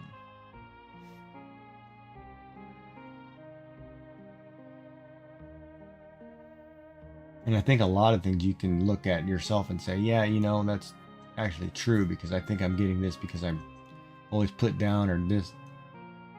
Yeah, and you're going to feel lost, Molly. It's what I mean. Like, the things that are happening to you, you knew this 7 months ago. We're having the same conversations over and over. I mean, but this one, it's starting to be, there's more, you know, you opened up about something that you think you have or that you have, and you were rejected. You weren't like, oh, well, hey, let's get you some help. It was pretty rejected. Like, oh crap, I'm dating a, you know, effing whatever. You know what I mean? That's traumatic. No matter how you look at that, that's traumatic when your person who's supposed to be your life is not doing what they're supposed to. Because they think, oh, here we go again. You know, they got this, whatever, blah, blah, blah. Of course you're going to feel lost. It's screwed up.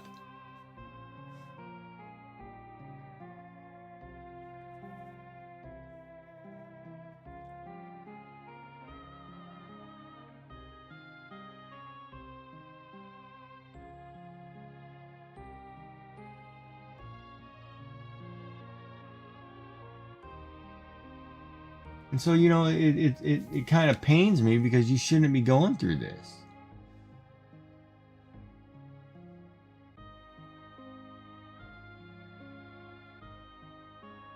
But also, if I were to sit here and try to find a way that'll make it work, man, that's a stretch.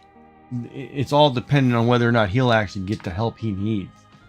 It's not necessarily you, right? There's other factors there, and those factors aren't going to happen. Not willing to.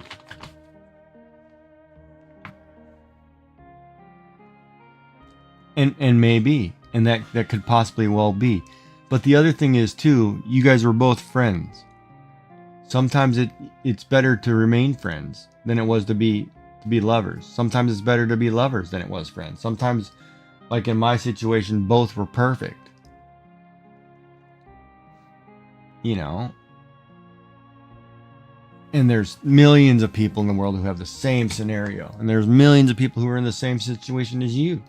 Millions of people who are in the same situation as me. Millions of people who who have better because they got out of it, you know, and millions of people who feel like no matter what they do, they're stuck. But it's one of those, you never know until you take a step. And I think part of me thinks in your head, you've already, in your heart, you've already weighed it all out and you know where you want to go. Because you brought up a couple things.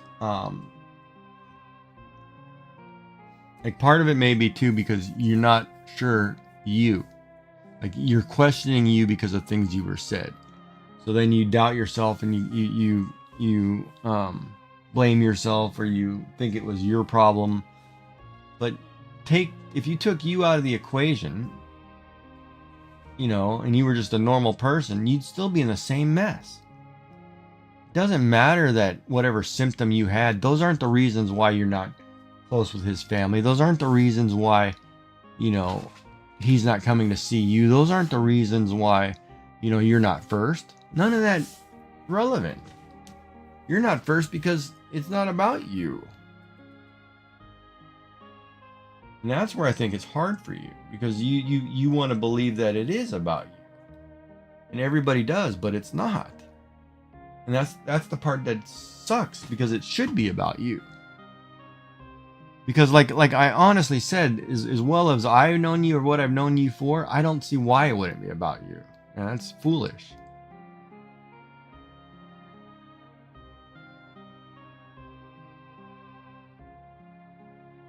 If you were normal, what if I had a girlfriend with a speech impediment? My mother gonna love her any different? That's what I mean. See, that's a terrible way to think.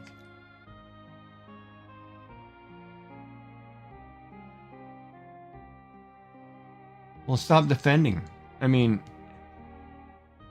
you know, that's just the way my girl is. So what? She's a little shy. Just because she's not talking to you doesn't mean nothing. She's just shy. When is it protect my girlfriend first?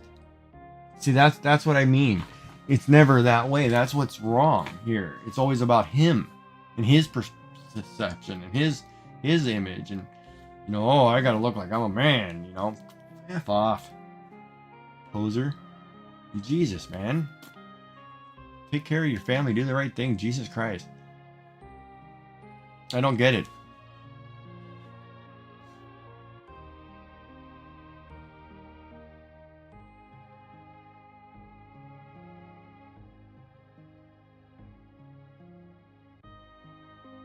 And is that what you want? Oh, I'm your knight in shining armor. You know, I'll defend you, but man, woman, you better get your crap right. I'm not doing it too many more times. What? What kind of crap is that? You're making me look bad. Come on. Could have at least put on a nice shirt or brushed your hair. Do I need to go back and put you back in with the special kids or what? Come on. You know what I mean? Come on. It's a terrible way to live, man.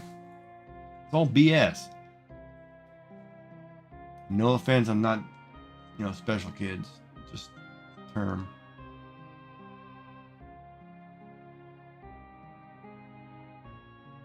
That's what I said. Like, you really need a reset to get yourself straight and figure out where you want to be in life. You need a way to take a breather and not be tied. Well, okay, I'm getting an essay here.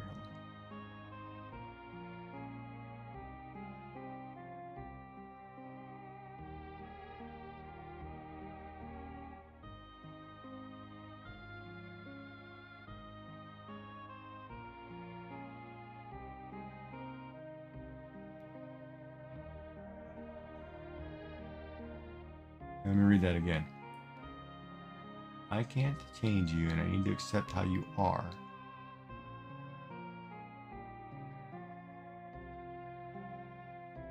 How did you take that?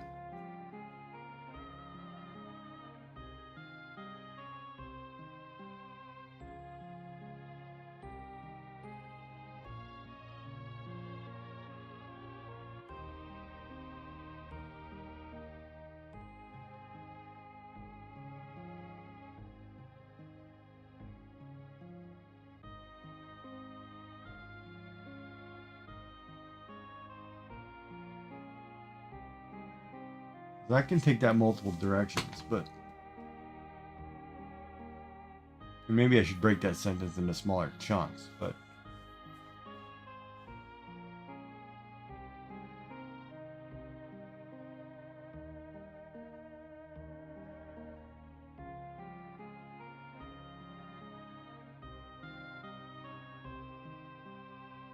so you took that as a positive. Okay.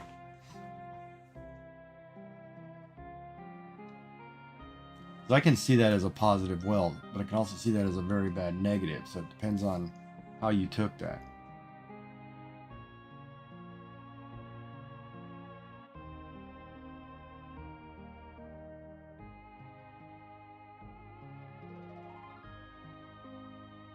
Yeah, see that's that last line that you just typed. I'm taking that too. Like, oh, I've just become numb to it. I'm gonna tolerate you, whatever. You know, I don't want to deal with it anymore. We're not gonna, you know what I mean? I took it that way because if you're actively trying to change somebody for 5 years, and now it's like, oh well, it's never gonna happen. So then just forget about it, right? It's still, the way it reads to me is still, where is the help to you? It was still, you're still coming at me, attacking me. Where is it that I can help you? You know, see, there's still that's still, it becomes, it's that me thing again, where I can't change you, right? So I lose, but you're attacking me because I can't, because I don't understand something, but I'm not willing to accept that I can't understand something, because he's not willing to accept that, hey, I can actually help you. It's kind of like, yeah, whatever, I'm just gonna tolerate it, you know. And see, that's it's kind of a mixed bag, because it's, yeah, that one's kind of touchy. And if he's just going to tolerate things and just like, you know, I'm not going to deal with it anymore, well, you guys are never going to fix anything. It's just going to be a constant fights all the time. And you're always going to think it's your fault. Because he's like, well, I can't change you and it's not me. So it's always you.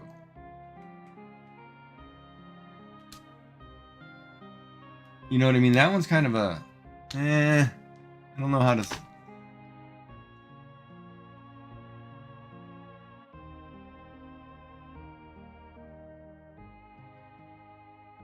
Well, no, I don't know if you take everything negatively now either. But the problem is some things are fixable, right?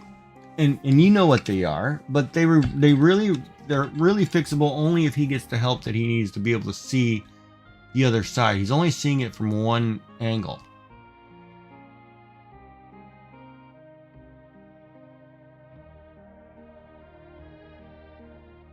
Oh, okay. Yeah, and then you may do that. That's and see, but the problem is once you start doing that, which you've already done before, it's a done deal. It's a nail in a coffin. Because you're never going to trust. You're already losing trust is the problem. And then I think you lost trust a long time ago.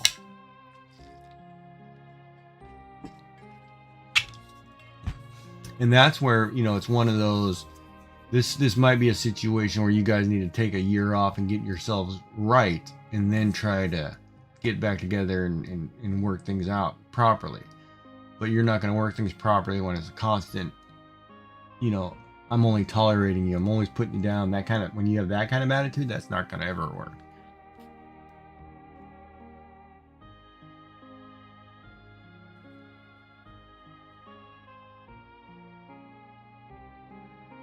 Does that make sense?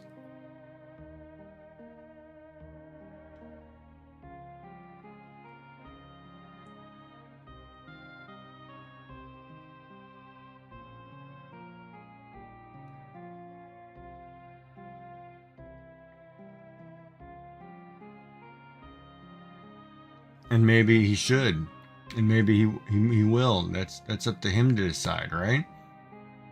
See, that's the problem too, right? Like, you can't expect him. Yeah, but you can't also stay because you don't want to be. So that puts you in that catch-22 scenario, because you don't want to leave because you don't want to be alone, because you don't want to see him with somebody else, but at the same time, if neither one of you are going to get better, nothing's going to get better.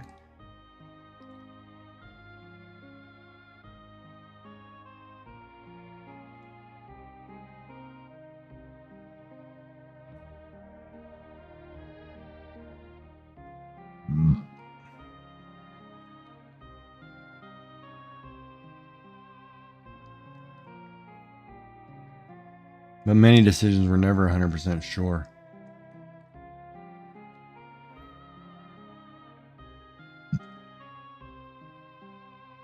And I'll tell you from history, I've been engaged 3 times. I didn't. Third one was a charm for me, but I didn't want to be. If I didn't leave the first 2, shoot, man, I'd be screwed. Life. But no, I've been engaged 3 times. You know, at some point you gotta, whether you think the decision's right or wrong, you gotta make what's best for you. And I made the right one, even though, at the time I thought I was not necessarily sure.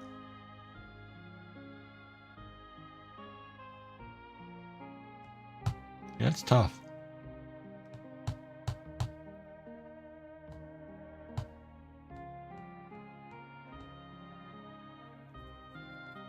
A part of me thinks you know what the decision is because we've had this discussion multiple times. And part of me says, we had this discussion too, that you're going to get glimpses of it could be better, and it's just a way of stringing you along because nothing's actually changing, it just gets worse. And I think that's a defense mechanism on his side. He's doing that.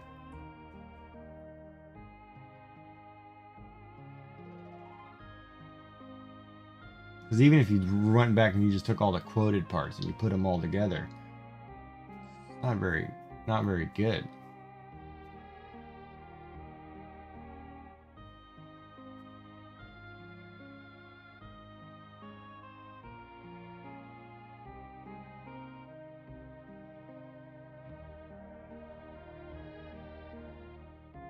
And definitely don't get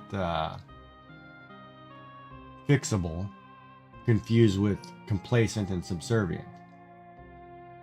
When you have to give up who you are to fit something, that's not fixing something.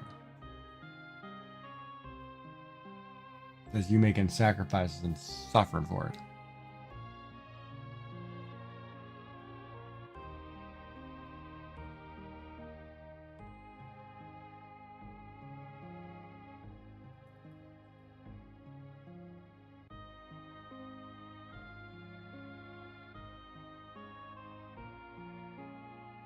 Okay, so see, that's kind of a bad thing to say. The fight or flight response is normal in people, right? Some people, that's what's going to happen. But the part of you have to wait a few days, so then you says, it's not so bad, I'll stay. You don't want to leave, but then you don't have a reason to stay. You're kind of talking yourself into staying, and it's not so bad. So that's almost like you're conditioning yourself to, let me take some abuse. Okay, let me get over it. Okay, let me go back. I'll take some more. Okay, I'll get over it. Okay, I'm back. Let me take some more. That's a dangerous cyclical thing.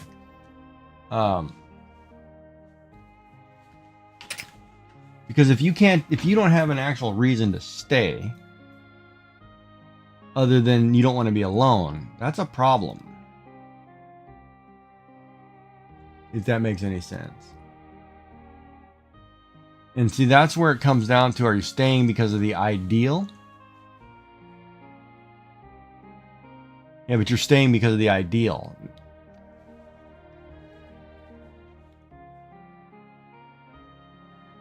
To him or the ideal. You got to learn to separate the two of those. Because the him now you don't care crap about. Because it's not a good person for you. And you know that. I think you're getting that confused with the ideal of what it was. So really sit and think about that. Separate that in your head, and I think it'll make things more clear to you. Because the way it was way back here is never going to happen again. So am I okay with what I have now and where this is going to go?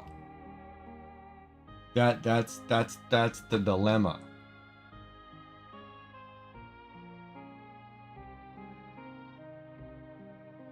And everybody does that in life, you know.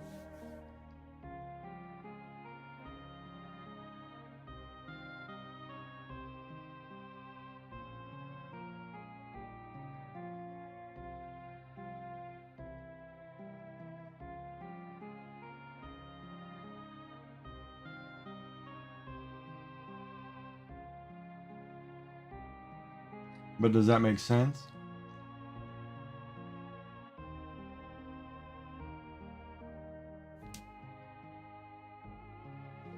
And yes, I'm not saying that you don't love him as a person, or you don't love him as a human being, or you don't love him because he was your friend. You know, love is different, but you separate the ideal from the person. You know, because it's very hard for you to tell me something positive about the person today without there being 900 negatives. And the person it used to be, it was more positive than negative, right? So it's a complete flip, and that's where it's hard for you, because it's you know, but there are other factors and traumas that have happened along that way that kind of create that scenario too. And that's where, like I've said before, if both parties are not going to get the help they need, it's just you hanging on to an ideal, and the other one's already moved on, not doing that crap. You know, it's not going to get any better. The ideal's dead.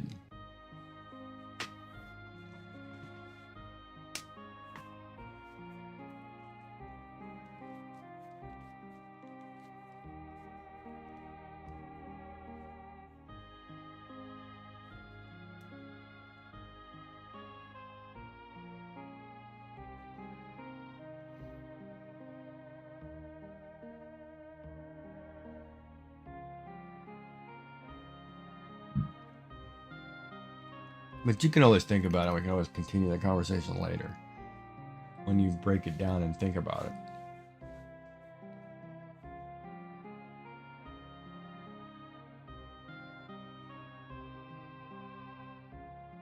But I'm telling you, if you go back and you pull the 7 or 8 quotes that you've typed, none of that's an ideal. That's all a new person. That's not an ideal at all. I don't see the positive ideal in any of the quotes you typed. Yeah, we can call it a night. It's like 1 o'clock for you. I mean, it's 2 o'clock for me. Oh, Molly keeping me up all night.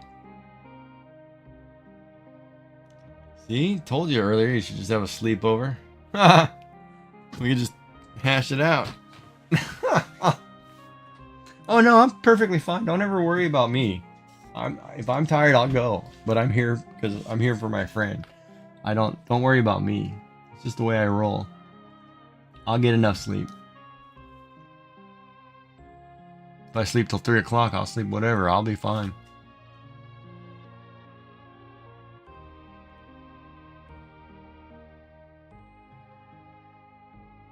No, you're not taking advantage of the friendship. Don't worry about it. The moment I feel like I'm taking advantage of it, I'll put up barriers. Don't worry.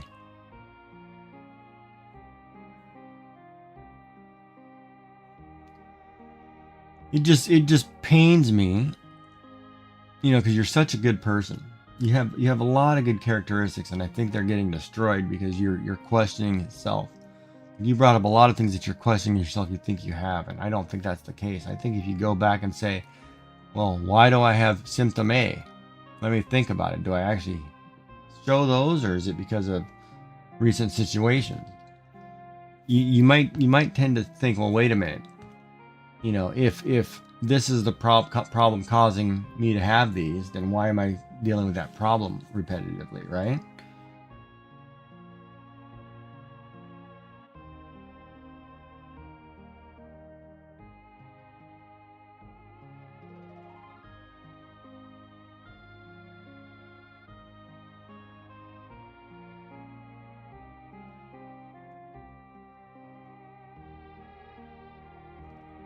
It's like then there's so many songs that bring up pieces of things like that, right? Like,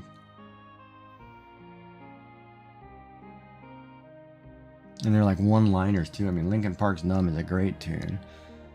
Johnny Cash's "Hurt's" got a line in it that, you know, I hurt myself just so I could, just so to make sure that I can still feel pain.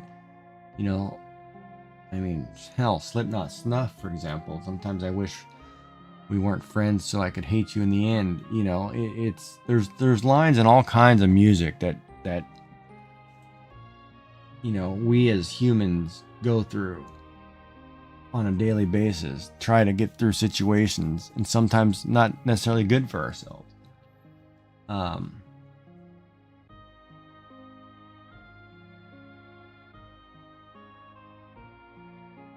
Yeah, see, if you start thinking that, then you know what the answer is, because you know how to fix that. If you can place where your thing is coming, then you can fix yourself. And see, the problem is too, you have to, in this situation, you have to fix yourself. You know? Before you can fix the two of you or even the other one. I mean, you have to fix yourself.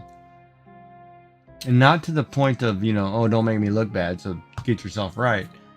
But you have legitimate things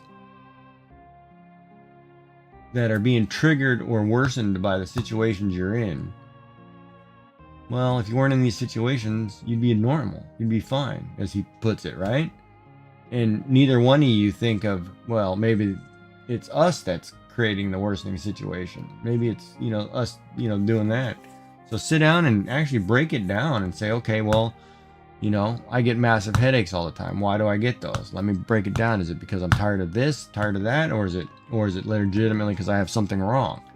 You know, and figure out. And I'm just saying headaches. I don't know. I'm not picking a symptom, right? But just figure it out. You know. I mean, I do it all the time. You know, like I sit there and you know, like this whole situation, like I'm super positive and happy, or am I just freaking numb to the world? You know. Like I'm always carefree, whatever, but I could just be numb, you know, and not dealing with stuff. And just, you know, it's like, oh, maybe I just put it all behind me, you know, but that's what you got to figure out, right?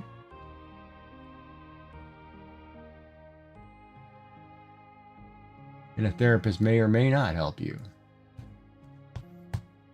you know, because yours seems to not want to give an answer for some reason, even though after sitting today, if you said, well, these were the 5-10 quotes that I was told the other day, and I don't know how to feel about it because I'm constantly being put down, what would his response be? You know what I mean? That's what I mean. And sometimes part of me says you're looking just for justification, or you're looking for that you're making the right decision. Well, like I said before, I necessarily can't be the one who's justifying you right or wrong. I can just guide you and hope to help you make the decision yourself.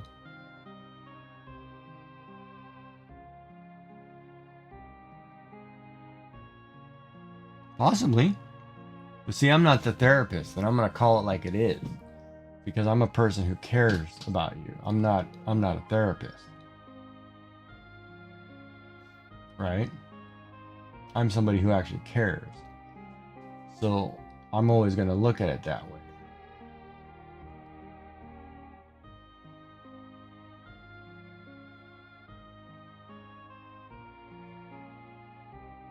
And you're not going to react badly to me, see, because it's a different scenario. Like I said, and that's where, see, like some of the things, and see, I'm a different type of person. You bond with me. If you look at the reasons why you bond with me, why you think it's, you know, you don't act the way you think you have things, or you think you have social whatever with me, you'll realize that there's a type of person or type of people out there that you're comfortable being around no matter. And that's like animals do it too. Animals are very good at picking up good people are good people. You know, dogs all the time, you know, can run up to you and I'm either going to bite you because you're bad, or I'm going to, hey, you're actually not bad. I'm going to snuggle you because you're a nice person. You know, people have that same instinct, right? They can tell good people from whatever. And a lot of your stuff, like you say, you list all these 10 different things that you think you have. I don't see those. I don't ever see those. Even when I talk to you in the times you may be nervous, of course, everybody's nervous when you have to talk. But I don't see that. You know what I mean? I see somebody who knows what they want, knows what they're doing. We all have quirks. Hell, I've got quirks.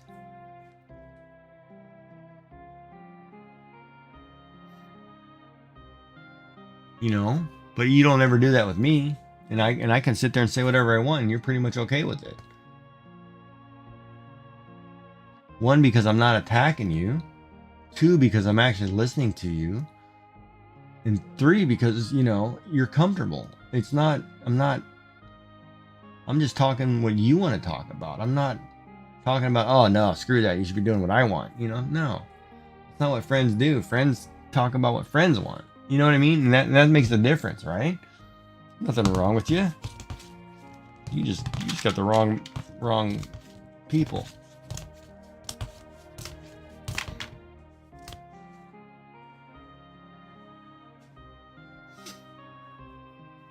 But you have to be 100% honest with yourself, and you have to seriously separate the things.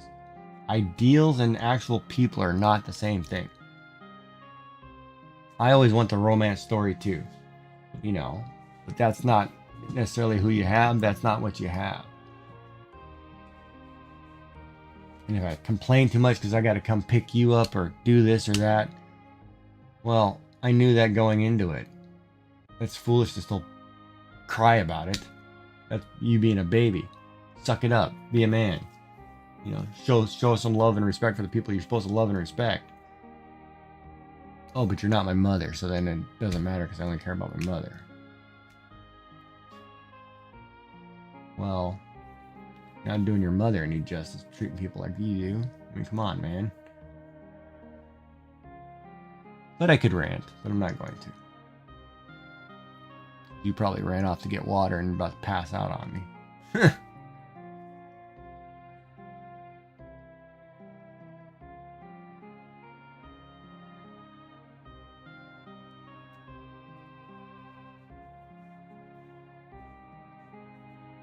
Oh, there's been a couple times you've gone to sleep on me.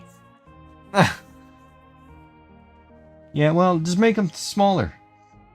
Just take the thoughts and make them smaller. Do one at a time. Take one quote at a time and say, okay, what I didn't like about this? What's the positive? What's the negative? What did this make me feel? Oh, this made me feel like I had anxiety. This made me feel like I actually have ADD, or, you know, I have something else. Why do I have that? Do I have that? Or is it just because I'm being told I have that? You know? Break it down. Each thing's individual. Sometimes some people can't see the big picture. Make it smaller. You know, why do I love this dog? Is it because it's black haired or brown? You know, make it simpler. Break it down. Why do I like ice cream? Why do I like key lime pie? You know, why do I hate this dessert versus that? You know, make it simple. If everybody tells me key lime pie is gross, then am I supposed to not like it? Or, you know, break it down. Have more guac. Enjoy life. Shit.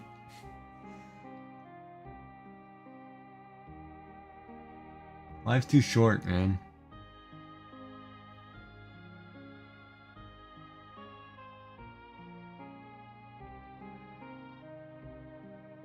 And then break it down in a financial perspective. You'll save a ton of money getting out of your mess.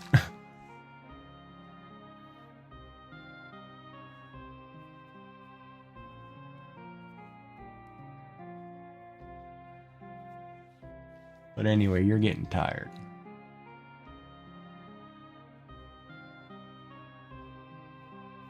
Oh, you know you would. That's the bad part, and you're lying to yourself.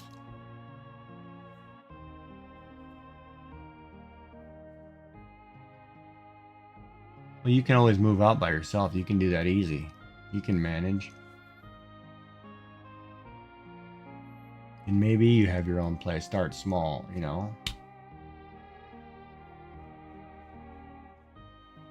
But moving out and staying in a bad situation, not doing you any good.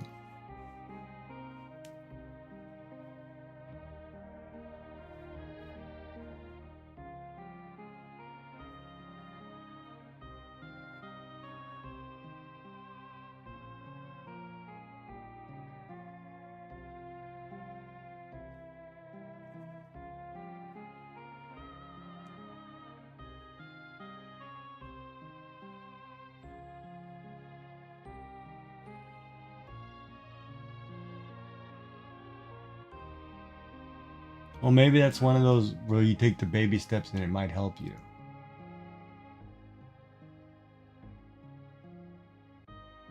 And maybe you do what, you find somebody like me who has a whole basement you can rent out and live in by yourself, but somebody else is in the house. Maybe you find a situation like that, right? You never know. You may find a situation where there's a elderly couple that have space that they just need, extra income. You know what I mean?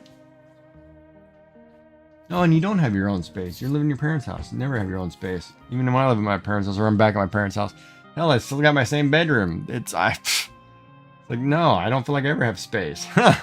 When I go over there, it's like, oh, you still have my same bedroom. I was like, all right. I mean, I lived with my parents till I was, 30 something? 30? Almost 30? Because I was going through college and university and trying to get situated.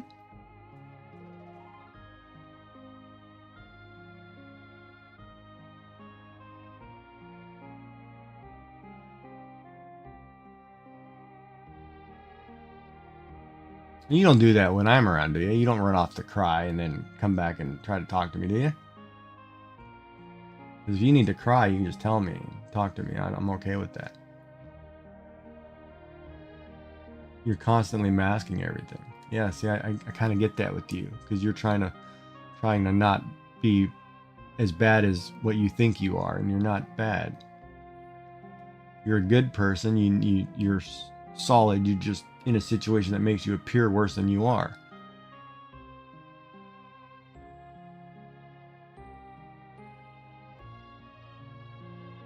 That's like I said before, you need a break. Come hang out for a week or whatever. Get your head reset. You just need to get away, get a fresh perspective somewhere. Go stay with a friend. Go do something. Just get away altogether. You just need to get away and not deal with the crap. Hang up your phone, turn it off, whatever. It's like people get mad at me, Oh, you got a cell phone and you never answer it. Yeah, because half the time I turn it off so I can sleep. I don't need people calling me all day. Just to tell me, oh, hey, how's it going? You using the potty okay? I'm like, well, I don't care, man. I'm trying to sleep. I need some quiet time. Screw that. I'm busy. No, you're not. You're playing games. Well, that's busy. I'm having a good time. I'm not dealing with everybody else's crap. Sometimes you just need to get away. Go to a beach. Go whatever.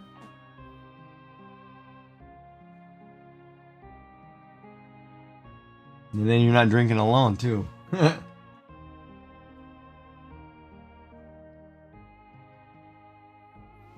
You'll be alright. You'll figure it out. And if not, we'll be talking about it some more. We'll get you right.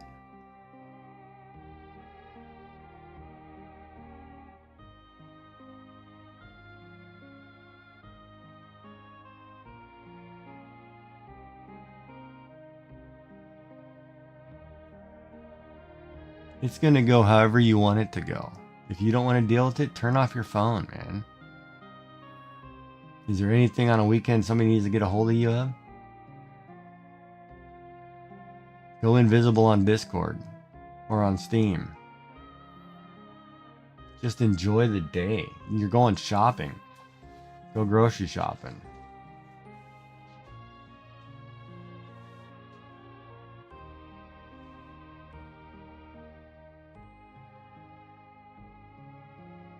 Are you making excuses right now? Are you trying to justify an ideal? What are you doing?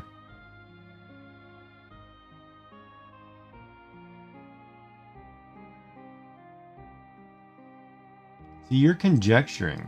I mean, seriously, if you want, I'll give you my phone number and you can call me if you start losing your marbles and you need somebody to talk to.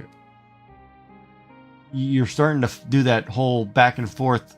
You don't know. Well, don't worry about it. You know, say, I'm going to read a book tomorrow. I'm going to do this. I'm going to turn off my phone.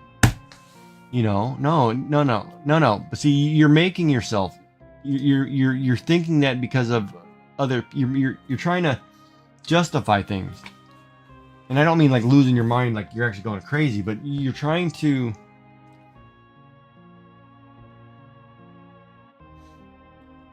hope for the best scenario, and you don't know because the variables are so wishy-washy. So then, you know, like, apologizes more on his own lately. He's been good, and then then he ignores me. You know, that's a back and forth. You never know what's going to happen. He's going out with his friends tomorrow, so you're pretty much getting blown off. That's what's going to happen. He's not giving them up to come see you. So you're on your own. You're AOL. Or SOL, I guess is the term. You know, so you're going to be sitting there tomorrow night talking to me while I play a game, hanging out. You know, trying to figure out how come I can't get 50 viewers, but I don't know.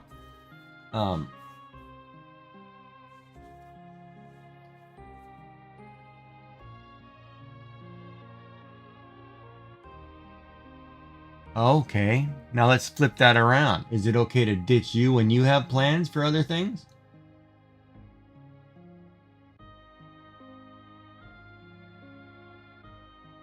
See, that's you trying to be the submissive right there, because you get ditched all the time. Just because whatever he's doing is more important. If he cared about you, those friends aren't that important. And that's where you are not putting enough self-worth in yourself. You're missing that part of you're actually important. And that's been enough putting down.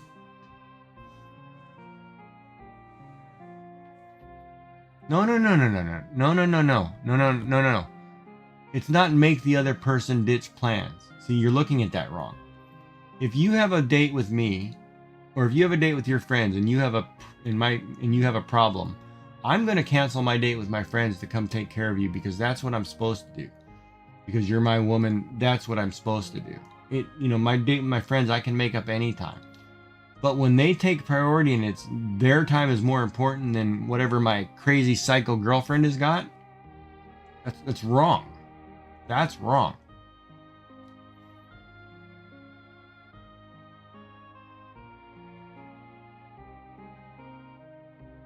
He also takes it as we didn't plan to go. That's because he doesn't make any plans. He won't make any plans with you. He won't commit to anything. That I don't understand either. You know, you're a person who wants plans. You've told him that 100 times you'd want plans, wants to know what's going on, but he won't commit to any. Why?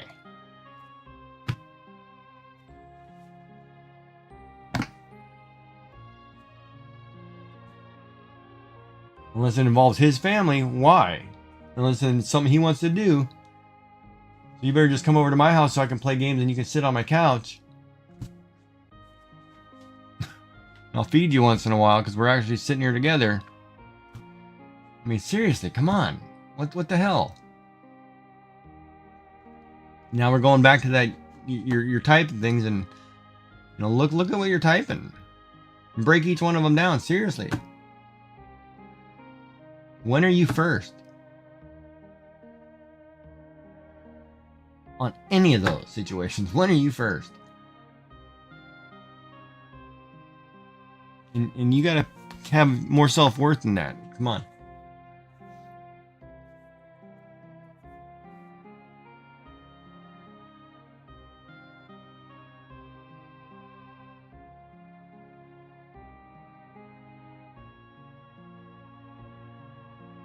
Then make him prove it.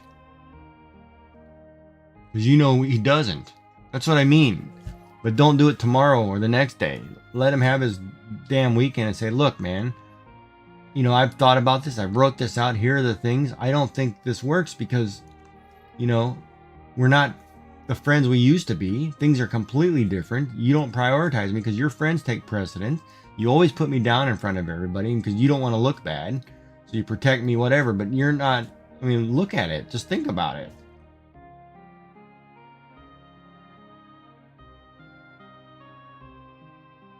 He should be working to spending all his time with you, not just weekends.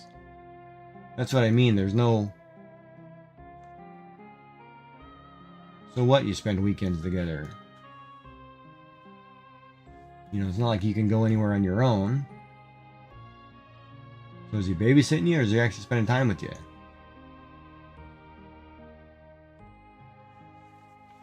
And are you trying to justify his wrong actions or being okay? What are we doing here?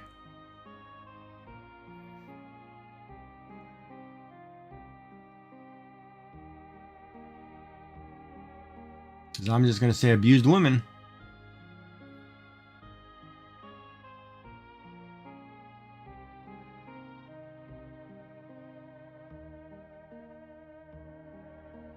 Are you okay with that? That's what it comes down to. Are you okay with that and not getting better? If you're not, then put it down in writing and say, look, man, this is what has to change. You know, I'm tired of fighting it. If you're not going to do A, B, and C, then maybe we should go our own ways because it's not going to get better. That's what I mean. Break it down and think about each thing individually. Figure out what you want and lay it out there. And if he doesn't want to change, well, that's his effing bad. You know, you're a good woman. There are plenty of people who would love to have a good woman. I mean, come on. Doesn't make any sense to me to be in a situation where like, oh, well, this pothead better like me or whatever.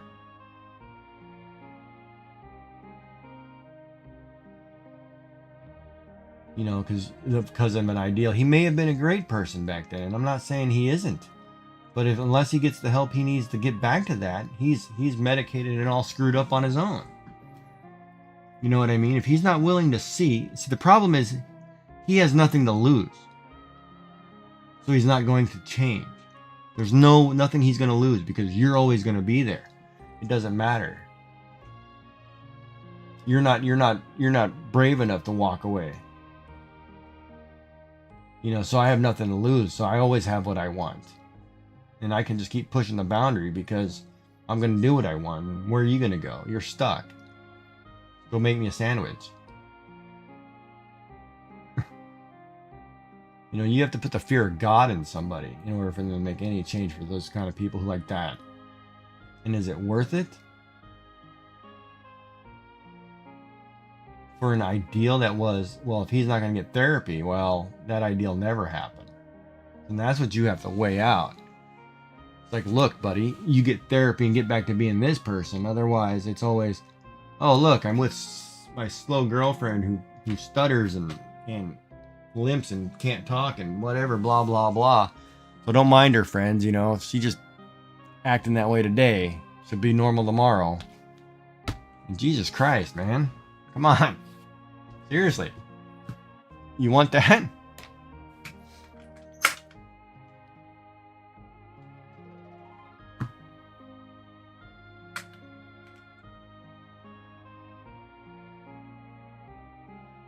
Wait, did you just type I don't know? That you want that? Or I don't know if you typed that earlier.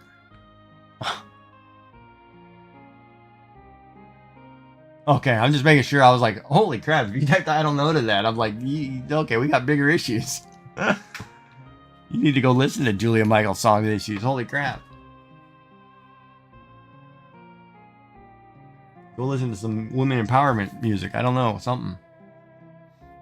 But you know what I mean? I mean, you gotta, seriously, I mean, that's like even in my situation. Mine's a health reason, right? And I'm reevaluating my entire life based on a health situation.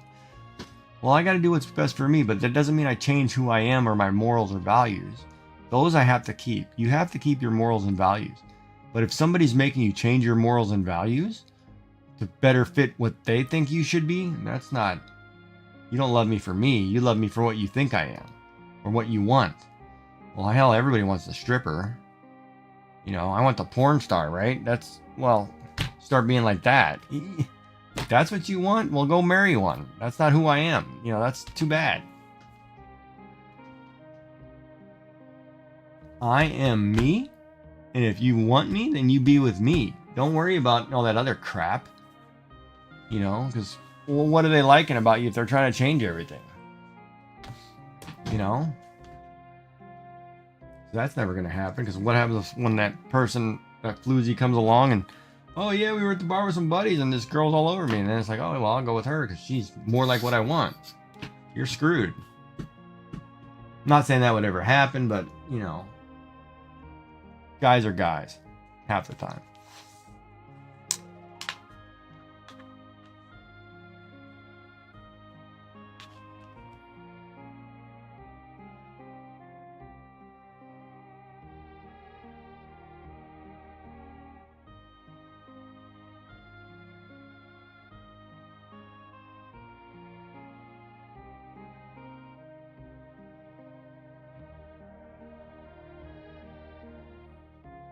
And you're going to think about things, and you're going to go crazy, and you're going to drive yourself nuts. Make a nice list of stuff from the grocery store. Get things you like. Have some nice treats.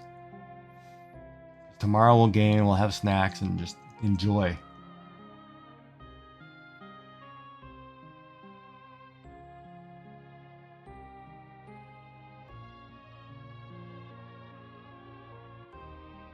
Hey, Sleeping Beauty. You still awake?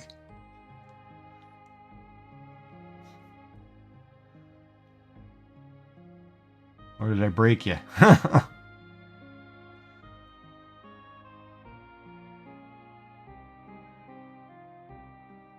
And if you need to, just reach out on Discord. I'm there. I can talk and work and whatever. Just, you know.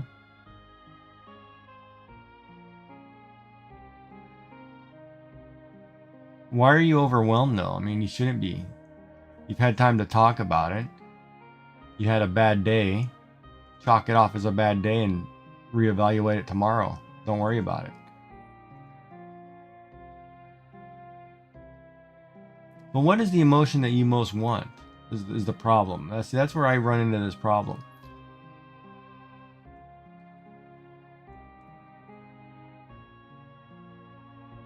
I mean, one, you know, ask yourself this. Do you like being put down all the time? Do you like being a lesser person? If the answer is yes, then you're perfectly fine where you are. If the answer is no, well, then got to reevaluate a few things. You know, is he my best friend right now? Is he the person that I love and totally would do anything for? Well, that answer is also not very likely to be yes. So, might need to reevaluate. So you don't have a lot of emotions. You just have a lot of scenarios you've got to fix. So break them down like that. Of course you're overwhelmed because you think, you know, you've got this, your problem is you've got this ideal stuck that it should be this. Well, it's not that. So let's break each part down into individual pieces and see what we can fix. And if I can't fix the 5 different things, you know, break it down like a math equation. Break it down like a program. You know, or I'm going to be stuck in that infinite loop all the time because I can't get out of it because there was no counter. There's no break, you know what I mean?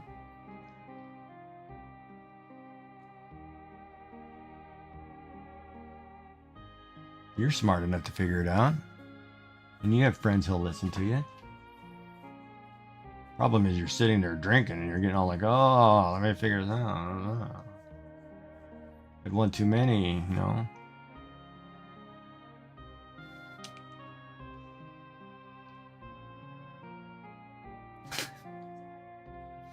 You didn't finish a glass. What's wrong with you? Oh, am I that boring? God, Jesus. Oh.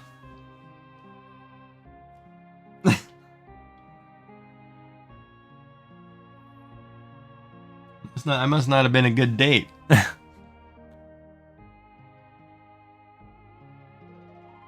Oh, sorry. Get a straw.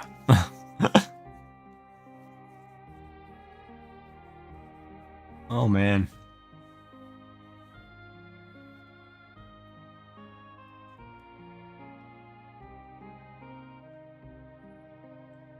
Yeah, maybe. Yeah, maybe it's better to have it tomorrow night. You might be a little more calmer.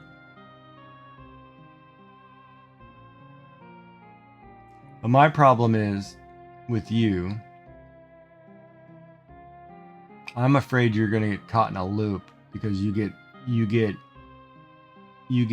the idea that somebody's trying to change messed up with tolerate.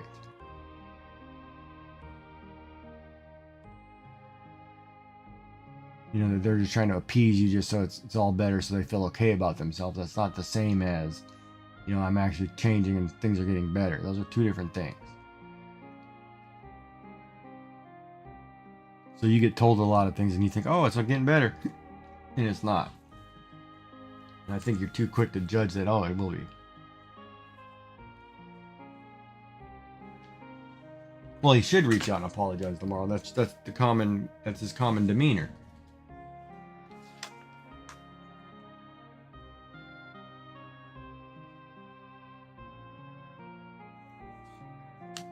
See, and you just said something there that you've said before. And part of me says that's where your brain is already at. You want to move on.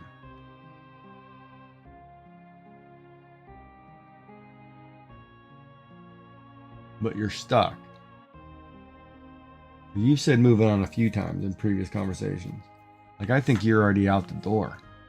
But you're just afraid to go out that door. Because it's a big, scary world out there.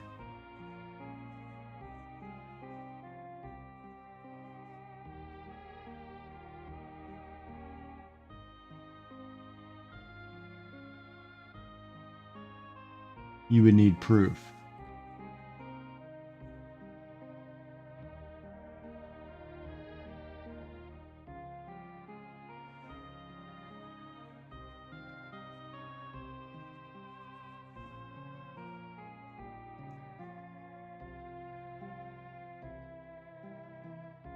Your heart believes on the ideal that doesn't exist anymore. He won't do the right thing if he doesn't get help. And your heart and your brain tells you that. And that's where I think you have the proof. But if you're not going to tell him, hey, look, if you're not going to flat out tell him, say, hey, look, if you want this to work, you need to go get some therapy because you've been kind of putting people down negative and you think what you're doing is right and it's completely wrong. If you're not going to get him to get the help and he's not going to do it and accept that he owns some of the responsibility, nothing's changing. See, that's where I think the brain in you says, you know, should buckle down and say, look, here's a list of things that need to change. And one of them is you're going to go get a therapist and talk these through because you love to put people down and make them feel like crap, even though it's, you know what I mean?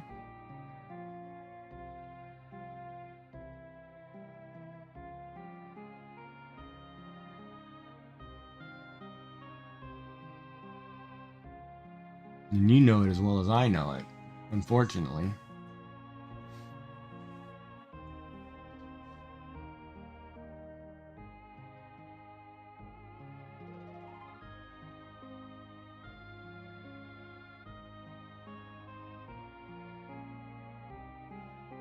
And part of it is too, if you were to tell your friends, you know, like the nicotine thing, whatever, he lies about that. That's, you know, he's dependent on something. He's dependent on substances to make himself feel normal. That's just the way he is, unfortunately. And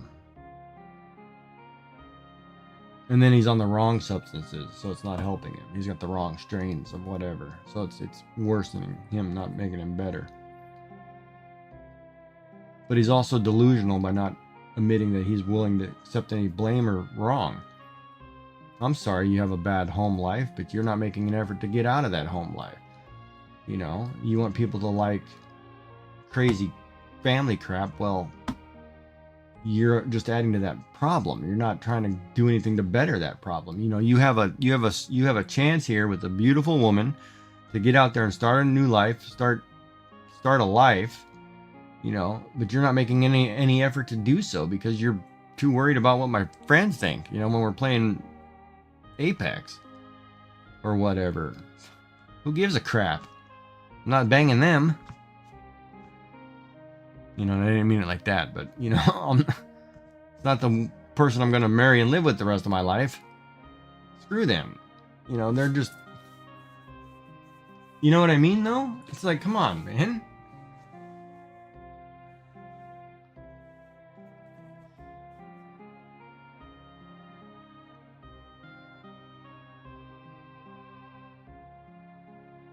No, and if you can see that it doesn't make sense, you're not the right person for him. That's the problem.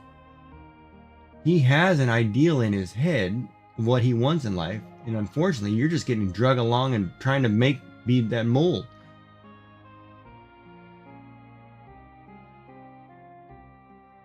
I don't know what you mean by has already peaked.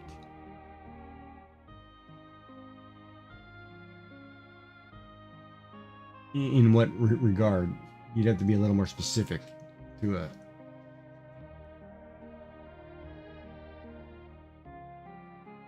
You mean as a person, like not growing anymore, not changing, not adapting?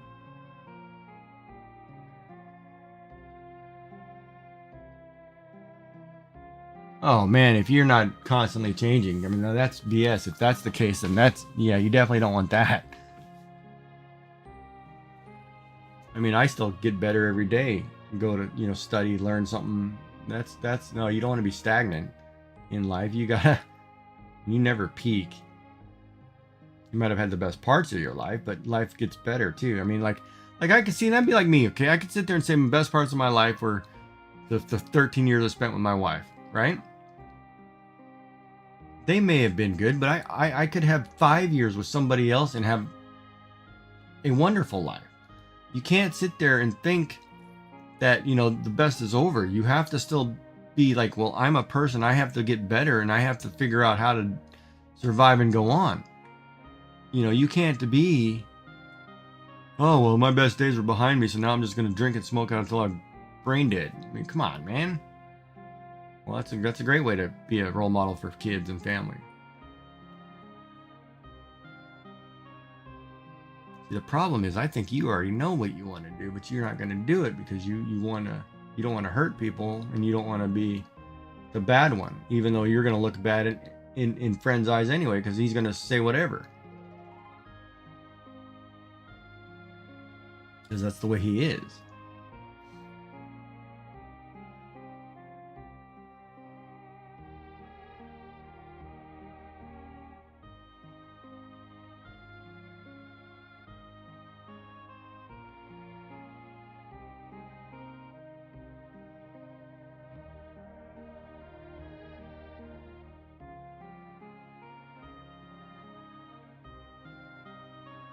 Oh, wow. See, yeah, you guys are going the wrong direction.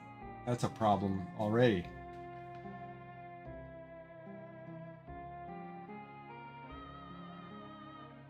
Yeah, you two are going the wrong direction. He's already made up his mind. You're just getting strung along. Because if he's not going to start, that's what I mean. Like, if he's not going to get the help he needs to start going forward, it's never going to happen. You're just getting dragged along. And sometimes the fear of God, like, I mean, you'd have to literally cut the cord in order for him to say, oh, no, I need to smarten the hell up. And then if he smartens up, great. If not, you know what I mean? That's tough.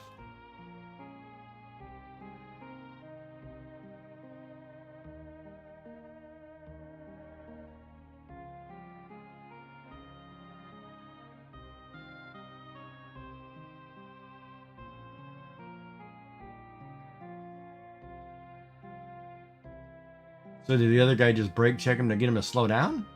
Is that what just happened? Seems like somebody just brake checked him to get him to slow down.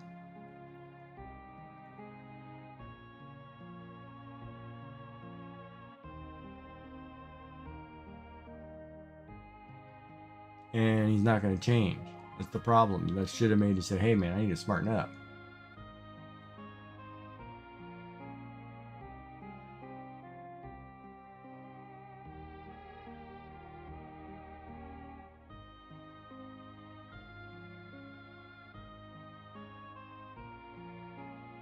Oh, so he was just erratically driving and almost caused a wreck anyway. Okay. And is that what you want to be with? Is that what this guy's See, you're making me sound like this guy's spiraling out of control.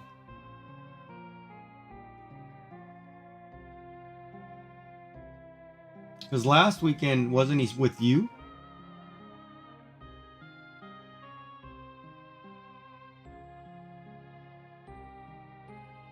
And were you in this car? Or when was there a time where you weren't with him in the car?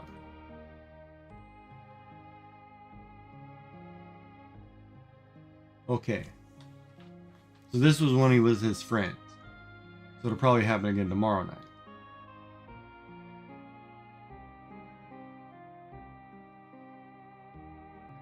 No data. This stream will end shortly unless you restart it in your thing.